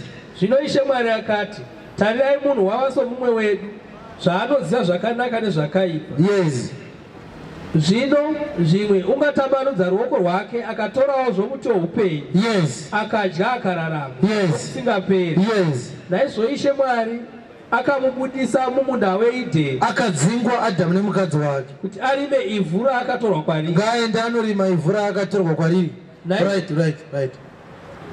Nyaya iyo ina nhasi chiri kunetsa. Adamu ari kurima ivhu raakatorwa kwariri. Mwari haana kunge akaronga kuti kwawakatorwa ikoko ndokwauchanochirambambaira futi uchidya. It was as a result of disobedience. But these are physical matters. They are much more sensitive spiritual issues regarding that matter. Yes. Kuti nyaya iripo ndeye kuti Satani waunza disobedience mumunhu nekuda kwokuda kudya kunopinda munyama ine. Nyama ndo yagamuchira muchero wakarambidzwa, ndo yagamuchira rufu. Munhu onzi ngaende anorima ivhu. Munhu akuenda kunofida nyama ine. Every day yake akuraramira nyama ine. Kana achienda kubasa inyama yekuda pay, yekubhadhara rent, yekubhadhara school fees, yekutenga yekutenga phone. Zvaakuita ndezvokurima ivhu kunova ndo kwaakabva. Ngatisane naye. Chii chakaitika? Naizvozvo akadzinga munhu akaisa makerubhi kurutivi rwamabvazuva. Ndokubva ati right pagedhi rekupinda mugadheni pane kerubhi wanapo, rime kerubhi panapo. Nomurazvo womunondo waimonereka kumativi ose. Wakaiswa banga pakata kurindira nzira yomuti woupenyu. raingoswera chide. Yes. Adamu hauchapinda mugadheni. Pagedhi paiswa ngirozi inotonzi kerubhi, senior angel neimwe kerubha. Pakati pachibva paiswa banga. Zvikanzi right haapinde. Anga racho harina akaribata, raingomonereka rega. Adamu ndofunga akamboti hatopinda atirana magaiva. Parinodai upaipe da kuzvambarara. Hande kumba memwana dead wavo.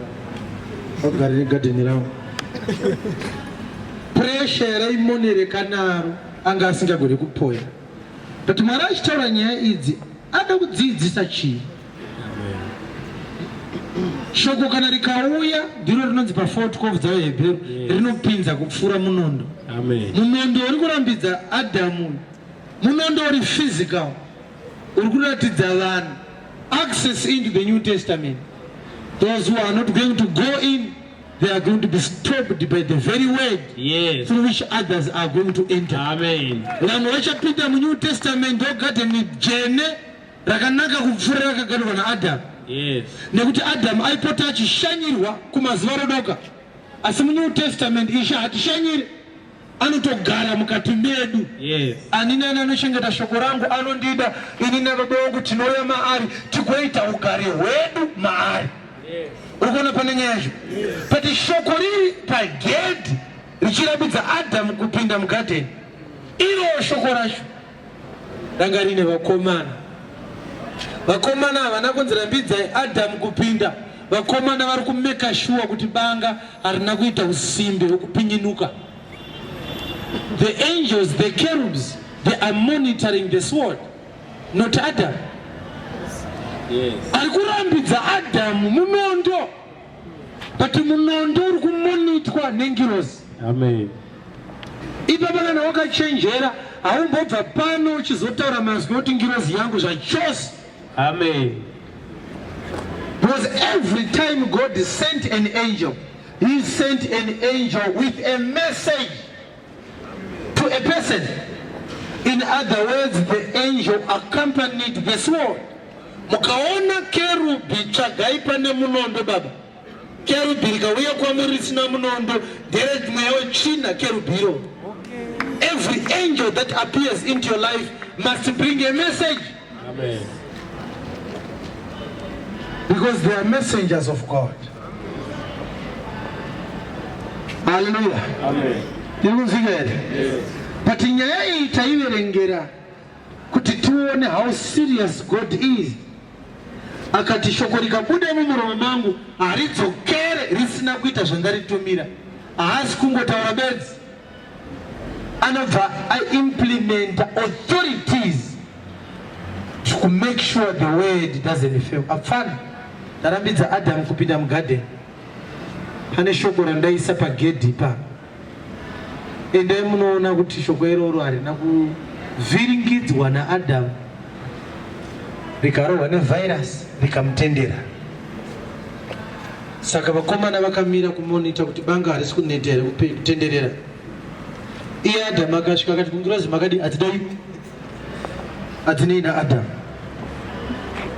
Zvino kana ariwo mamiriro akaita shoko raMwari, tobva tanoverenga vhesi yatanga tichidzidza iri kuti iyo kuchenjera kwaMwari kwakapa nyika vashumiri kuti ivatambudze, iri nzira yaMwari yekutsvaga vakauraya vaprofita vake kubvira nyika ichivambwa. It means he is also watching over this principle this way. Amen.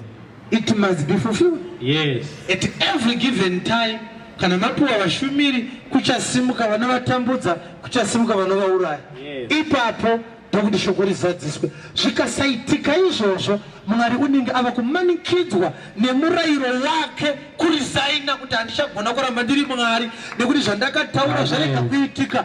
Chinosaka Mwari aramba ari Mwari, zvaakataura ndo zvinoitika. Wakamira pashoko rake. He is the same, he doesn't change. Amen. Are you hearing me? Amen. Ndokubva ati kana munhu akatadza munhu anofa. Asi ndokufamba kwenguva ndokupedzisira Mwari adevelopa some certain affection towards mankind. Kusvikira imwe nguva anonzi Noah found favor in the eyes of the Lord. Mwari achiona kuti panapa ndine kuda, ndine affection yandaita towards this house yaseti ndafarira Noah. Ini ndakati munhu akatadza munhu anofa. Murero uyu ndakautaura nemuromo wangu. Kana munhu akatadza munhu anofanira kufa. Kunyange ndikati inini ndaakuda vanhu, saka rufa haruchaitika. Ndaita renege on my very words. Ndaita violate the same very words dzandakataura. Nyaya yandiri kutaura kuti Mwari akataura chinhu haari vhesi yakaparidzwa kakawandisa. Ukaiverenga zvakanaka Daniel chapter 6 unonzwa nyaya yekuti Darius aronga kuti anenge aramba kuteera murayiro wamambo anoiswa mugomba reshumba. Paakazozvirealiza kuti aviolate murayiro wangu ndi Daniel, he desired to reverse his law. Akashungurudzika kwazvo kuti Daniel munhu ari right. Asi wakati nekuda kwomurayiro wemadzimambo avaMedia navaPersia hatitenderwi kurivhesa malozi edu. Amen. We cannot do anything about it. Yes. Ipapo Mwari ari kuparidza nyaya imwe chete, kana tataura chinhu hatichinje, munhu akatadza munhu anofa. Amen. Onai zvaitika. Kwane vanhu Mwari vavarida kuti vararame, but murayiro wake anoziva. Ndokubva Mwari ati azviite kuti tichinje murayiro. Tingatokupai Kristu, mfana chiuya kuno takuda kuti vanhu vararame. Isu takati munhu akatadza munhu anofa. Ona kuberekwa kwaitwa vanhu vese, vanhu havaberekwa nevanhu vakatadza, saka vese vanofanira kufa. Ini ndoda kuti ndiwane vanhu vanorarama nokusingaperi. Handibvumidzwe futi nemurayiro yangu kuviolata mirayiro yangu. Todi zvikanzi nakuchenjera hamaita ini ndoigona nyaya iyo. Zvandichaita handiti makati kukatadzwa nemunhu, munhu ndiye anofa. Kanjani ndikangoneta munhu kwekangova kadiki. Amen. Ndinometa munhu kwe33 years. Ndinofaka zvangu. Zvikanzi ndokupawo murayiro usazonourayiwa wasvika ikoko, unondinyadzisa. Ukanga wasvika ikoko unonofa wega, wobva wazvimudza.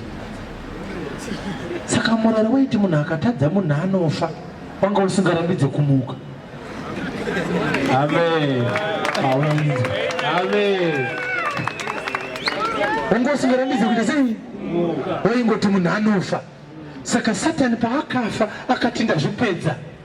Izvo iri kutotanga paanenge achimuka. Saka nekuda kwekuti kwakafiwa nemunhu, Satani akanzi handitiwo waimira pashoko rekuti Mwari imi makati munhu akatadza munhu anofa.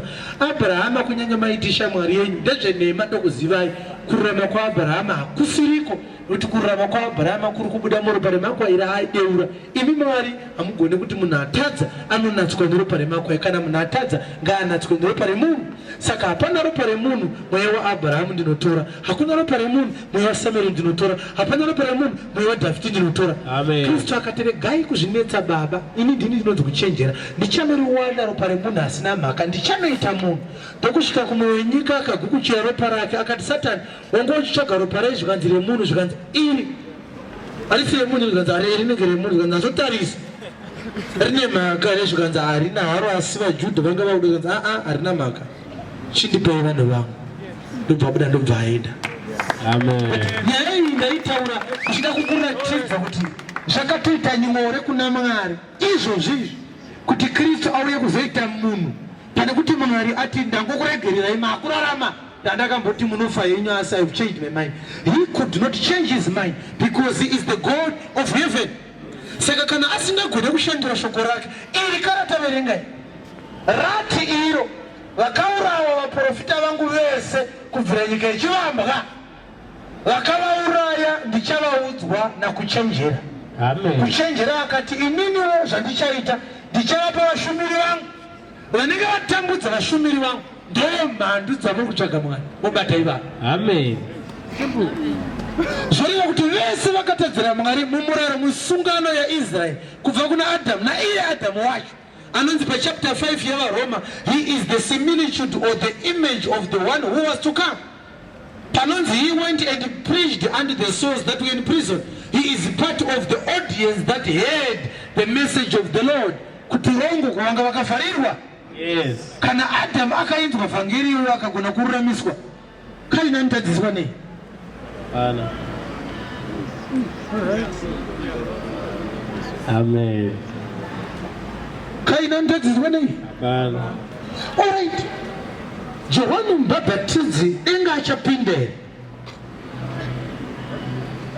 Can you answer this question?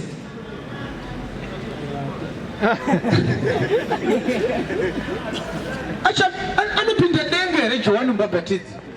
Nekuti testament inopinza vanhu denga in New Testament. Johani akafira ku Old Testament. Yes. He died before the cross. Is he going to be saved, John the Baptist? Kanamata opponents. So was Jesus lying when he said of those that are born of women, John is the greatest? How could Jesus talk about the greatness of somebody who is going to eternal condemnation?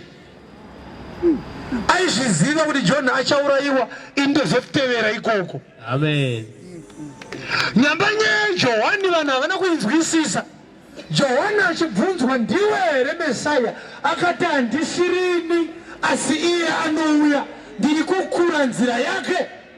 John ndokubva akura akanzira.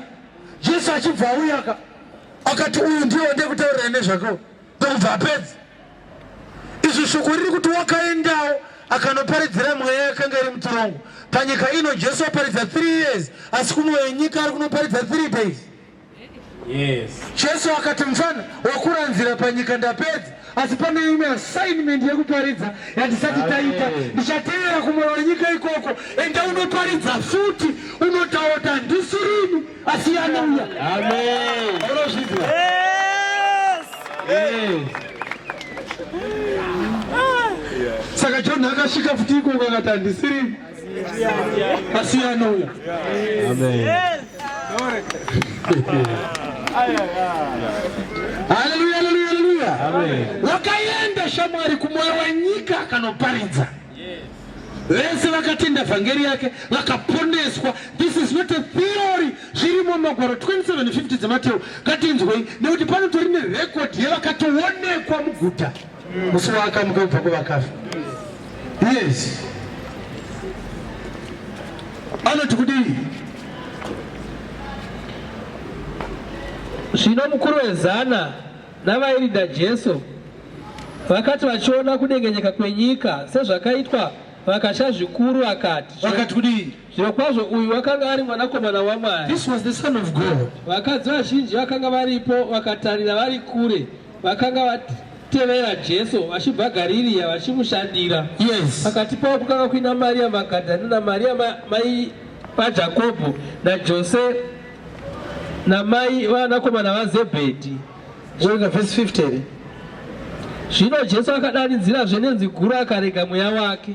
Jesu akadanidzira nezwi guru akarega mweya wake. Verse 50. Ipapo tarira chidzitiro chetemberi chikabvaruka napakati. Kubva keteri mutemberi kutebhenekaro rabvaruka from top to bottom. Kubva kumusoro kusvikira pasi. Chii chimwe chakaitika? Nyika ikadengenyeka. Ndokubva paitika earthquake yenyika yose. Musi wakaroverwa. Mabwe akatsemuka. Ndokubva matombo atsemuka. Mabwiro akazaruka. Ndokubva makuva avhurika. Nemitumbi mizhinji yavatsvene vakanga vavete vakamuswa. Ndokubva mitumbi mizhinji yavatsvene vakanga vavete yamuka. Rini? Vakabuda pabwiro, iye amuka. Vakapinda muguta dzvene vakaonekwa navazhinji. Tibatsirewo mukoma Matthew, are you normal? Mukutitaurira sei kumuka kwevanhu ava musi wamuka tiri ku 27. Handiti Jesu akamuka ku chapter 28. Koma akutiudza kuti Amen. hausi kuzvinzwa. Musi waakamuka Jesu Abraham akatoonekwa. Amen. Akaonekwa. Tikurodza bhii yacho. Yes. Mabwiro vakanga vavete vakamutswa. Yes. Vakabuda mubwi pamabwiro. Vakabuda mumakuva. Iye amuka. Iye amuka. Vakapinda muguta dzvene. Yes. Vakaonekwa navazhinji. Vakaonekwa navazhinji. It's not a private event. It's not a spiritual incident. People saw Samson 2016 years ago. Amen.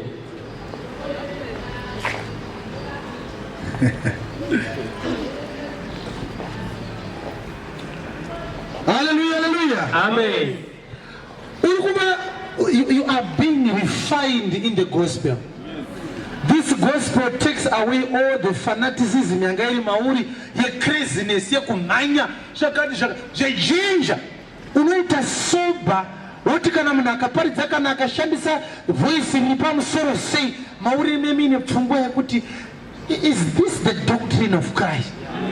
Nekuti uchaona kuti tichivaka Kristu kudaro unosvika pane imwe nzvimbo yaunoshama kuti are we living in the same world? Amen. Kune vanhu vachiri kutenda zvinhu zvakarasika kudai so izvi. Saka vanhu vavachaitwa sei Vatikani? Amen. Nyamba haisi nyaya yekuti wakachenjera kana kuti unonzwisisa. Akatokusanangura kuti akupe vhangeri. Amen. He chose you. Jesus anoti, you did not choose me, but I chose you. Yes. He handpicking one. Achitora vanhu so uyai kuvhangeri. izvo zvichibva pano munenge makafanana nevari kukwira mukombi navo, ati vanoziva zvemweya vanokudzwa kuti no makasiyana. Amen. Haleluya. Amen. Tiri kunzwira here? Yes. Yes.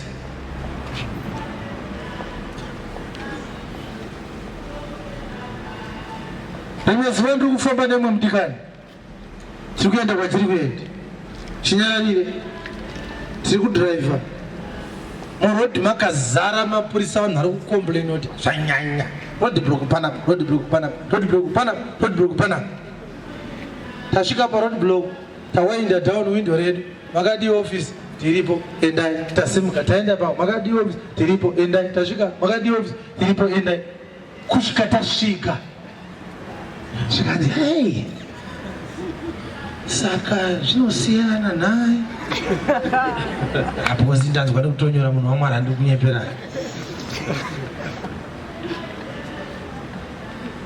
Pane zvimwe zvinhu zvinogona kuitwa naMwari achida kukuratidza kuti ungagona kutadza kuona zviri pauri. Amen. But panyika ino pane vanhu vanogona kupiwa maziso ekuona zvimwe zvausingaoni. Amen. Maturity iri kuuya mauri neshoko iri, you are growing to a level yekuti varoi chaivo vari kuita musangano wekuti toita sei munhu atame kubva mulocation kuno, atitadzisa kupfuura nemumana maanogara.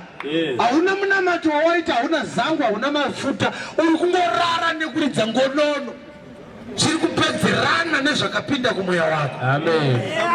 Hallelujah. Are you hearing me?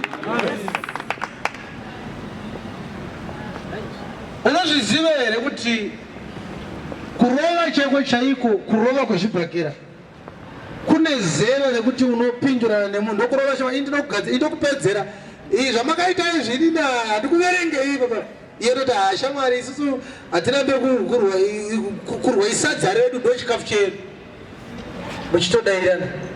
Anotozozikanwa kunzi arowa mune matopedza kurovana, zvanzi uyu anga achingopaomba honai atsemuka tsemuka. Izera rekuti hapana pasati pakunyatsoonekwa kunzi anorova mwende uyu, kogozoita momo wekuti akakuti mwakuninyaudza pana mwendo murova kunoedza munhu wese akatiziya. Haana warova saizi yake kungomutarisa so ndinoroverwe ndikafira mahara, kana ati hachada kuti titaure ngatinyararei, munopota muchikwinyana mega muchisikwinyana zvati tinyarare munotironesa panapa. Izera iroro. Amen. Kune vanhu vanosvika zera yakadaro. Yes. I remember ndichienda kuchikoro ndakasvika time yandakati kuna ticha wangu, sir muchiri kundimakira here ini matest angu, ndanyora ise 28 out of 25, ndanyora ise 21 out of 25, muchiri kumaka here inini? Ndikansaka kuti anchagona basa rangu inini? Izvo ticha vanozondemusikanzwa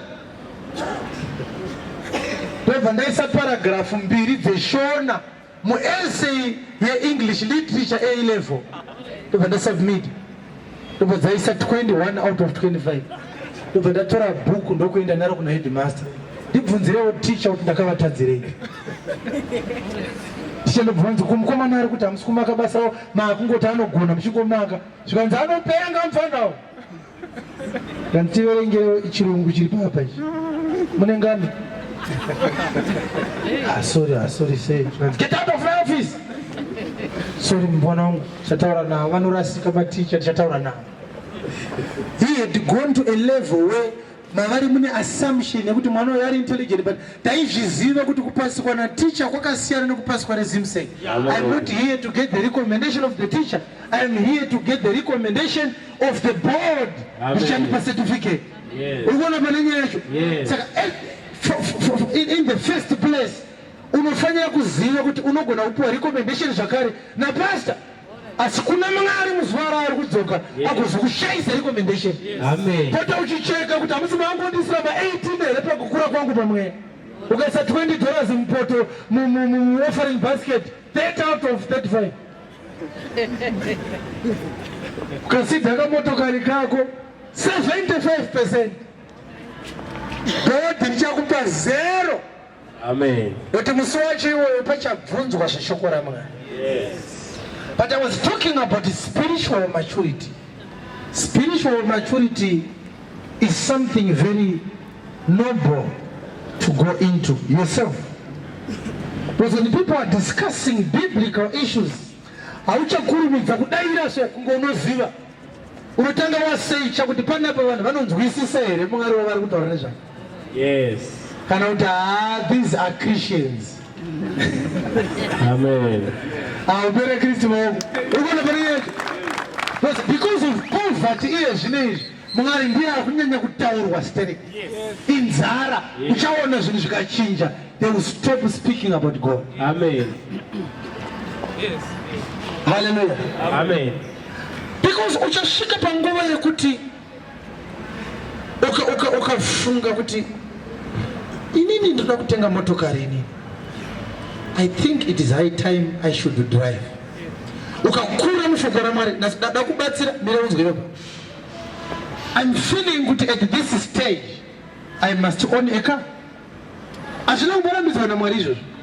But when you are maturing in the word, auchamhanya kuti ndofunga ndofanira kunotora kwamadzibaba ndotora kwaprofeti ndosanganisa because kune vakugadzira concoction yemachamzi. Ukaenda ukanobatsirwa ukadzoka uine chinhu chawanzishandisa kuchirungu anonzi machamzi iwa. Yes. Machamzi, no matter what they are called, whether it's called anointing water or anointed wristband, they are charms. Amen.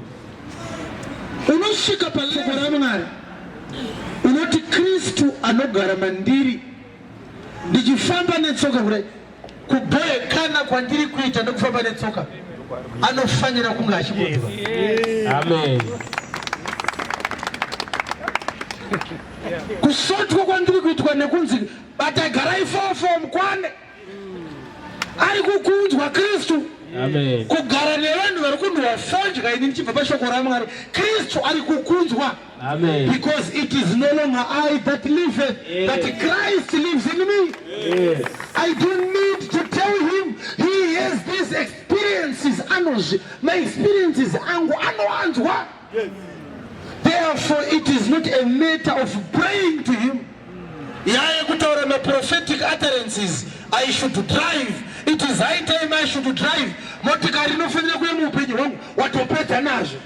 Amen. I thank you God because you are going to give me the car that I am expecting. Imagine kusiyana kwemunamato iwoyo iwe kunobata gomo wotunga dombo kudai wakaisa musoro wako pane makumba ako apo wakasimudza ngi kumashuro mudenga changamire ndofare netsoka. Misiyano iripo paminamato iyi inodifferentiate zvakare relationship ine vanhu vacho naMwari. How close are you to Jesus? Amen. You see, when we preach this gospel, we are drawing you closer to Jesus. It is a personal experience to be a child of God. Yes. Achizi chini chekungoti kana wakuda kunorova pena saDrogba woita kamuchinjikwa uchinzi uda kuratidza vanhu kuti unonamata. Kwete, Jesus is a true life experience. Amen. Kutoudza munhu kuti dai asiri Jesu zvawandiitira izvi dai taa kuchipatara izvezvi. But look at me. Unoona chirwere chikuva chikudhota chakanzi driver under instruction.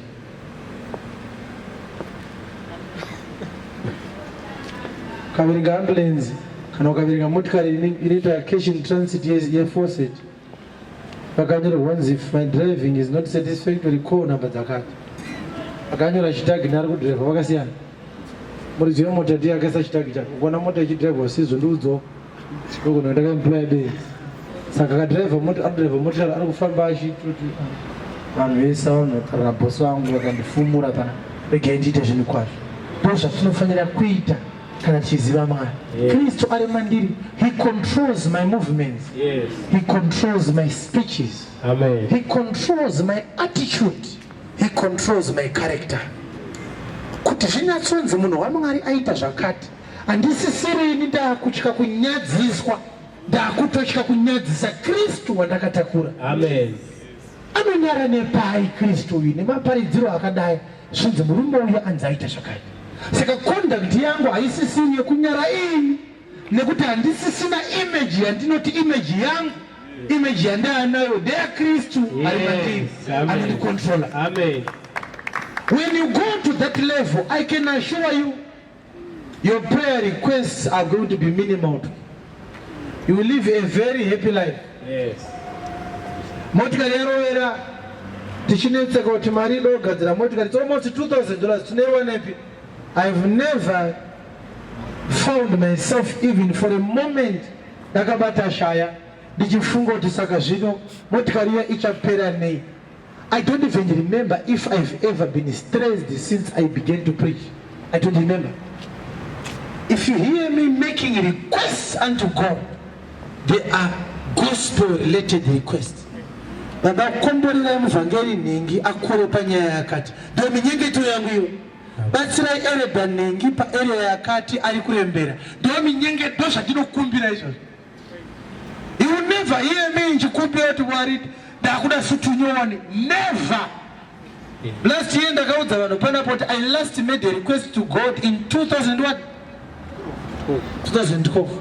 Topa ndakapedzisa kuti Mwari ndodo chakati. Asambo andichazviita.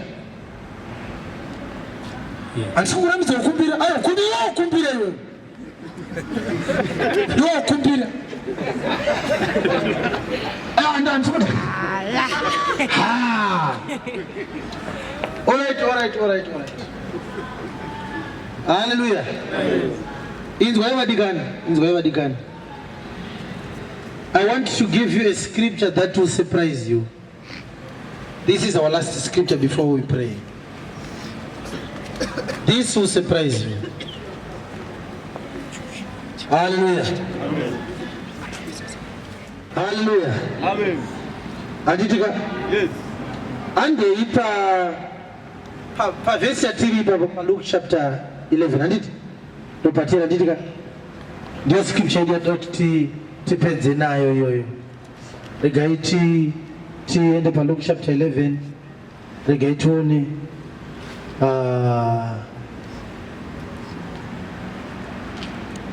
tangirai azatara jagada. All right. Tangira verse 9. Nazoteera unzwe. Ndinoti kwamuri kumbirai muchapiwa. Right. Itakuna ari paside pako anzonopiwa. Aicha kuvhirika. Saka ipapa unogona kuisa bhagidhi nafu rezvikumbiro zvako. Wivhi yangu yapera, masokisi angu akuda manyowani, bhasikoro rangu rakuda maspokisi. Kumbirai muchapiwa. Yes. Tsvakai muchawana. Tsvagai munowana. Gogodzai munozarurirwa. Nokuti mumwe nomumwe unokumbira. Wese anokumbira unopiwa. Achapiwa. Unotsvaka. Wese anotsvaka unowana. Achawana. Nounogogodza. Anogogodza unozarurirwa. Achazarurirwa. Ndavapiko baba pakati penyu. Ndavapiko baba venyu. Kana mwanakomana achikumbira chingwa. Kana mwanakomana wavo akakumbira chingwa. Vangamupa ibwe. Vampa dongo. Kana hove. Kana kuti akakumbira hove. Vangamupa nyoka. Vangamupa nyoka here panzvimbo yehove. Kana akakumbira zai. Vakakumbirwa zai baba vane mwana wavo. Vangamupa chinyavada here. Vangamupa here scorpion panzvimbo yezai. Naizvozvo kana imi makaipa. Kana imi makaipa imimi muri wicked. Muchiziva kupa vana venyu zvipo zvakanaka. Muchigona kupa vana venyu zvipo zvakanaka. Baba venyu vari kudenga. Vachapa zvikuru sei. Vachakupai sei. Mweya mutsvene. Vanokumbira kwaari.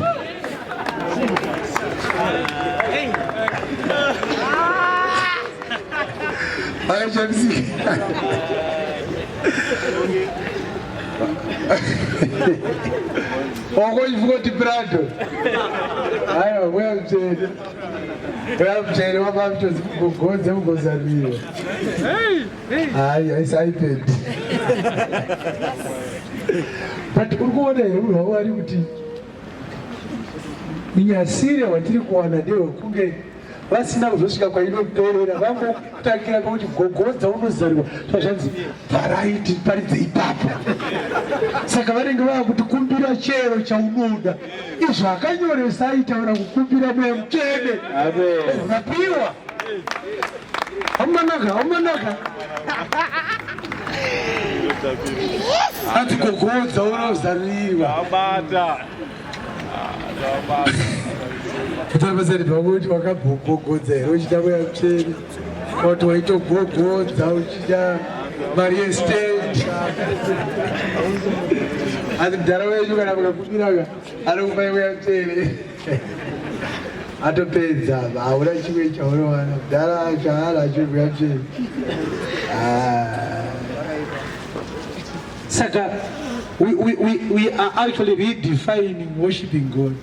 Kuti kunamata kudii kutotangidza. Amen. I'm telling you. Kudzokera ku foundation chaiyo yakasiwa nana Paul. Kutanga kunochera kuti ana Peter vaita sei ndo patave chapo chapo. Zvimwe zvese zvakaitwa pakatapa mahombo ega. But mwari wakuitira zvakanaka manyero ano. Nekuti wakuratidza kuti mushoko rake munoda kuti munzwisiswe ma principles aakaisa. You are growing in the word of God.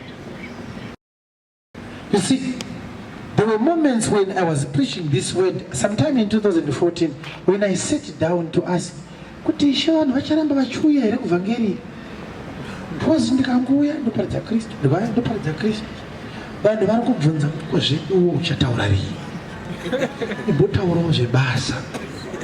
Tofanira kumboona rimwe zuva ndoti nhasi handisi kuparidza nezvaKristu. Unotowana basa bedzi muzita raJesu ndokuparidza vanhu vodeclarerwa basa ravo uende nebasa ravo. He did not answer me. Hallelujah. Handa kundipindura ndakatosanga neimwe vhesi ndokuti okay tatopindurwa. These are the hidden treasures in the earthen vessels. The word of God. Amen. It will attract favor that you've never experienced before. Do you see that? Yes. Yes. Yes. Sometimes ndichiuya ndiri kuburuka paairport apa mari yangu yanga yapera ndiri kushaya kuti tikadzideclare zvinhu ndichabhadhara duty nei ndafonera vanhu vari kumba tsvagai mari yakati panapa ndo zvinhu zvinoona kubatwa nemabhurukiro akaita hurumende yedu. Tasvika paairport paipe kuma wee hours of the morning tatadi level flight yedu ndiri kuburuka tapinda paya pinda takabata mabhegi tabuda takwenda kana one akati we declare ndege yese not even one declared chinhu one chaangaina ati hey zvakadai zvinoitika futi chinovaziva chinyoresa vanhu ukati madeclaration form chuti baba kana endai kati tasvika kumba. And when you are a child of God unodzidziswa futi kutenda Mwari even muzvinhu zvidiki. Yes. Muzvinhu zvidiki. Amen. Mwari ndinokutenda. Nekuti unokoshesa chakaiswa mauri ndo chikuru. Hallelujah. Amen. Sinza roko rwako. Father, we thank you. We worship you. We glorify your name. This is the word. This is the grace. This is the doctrine of Christ.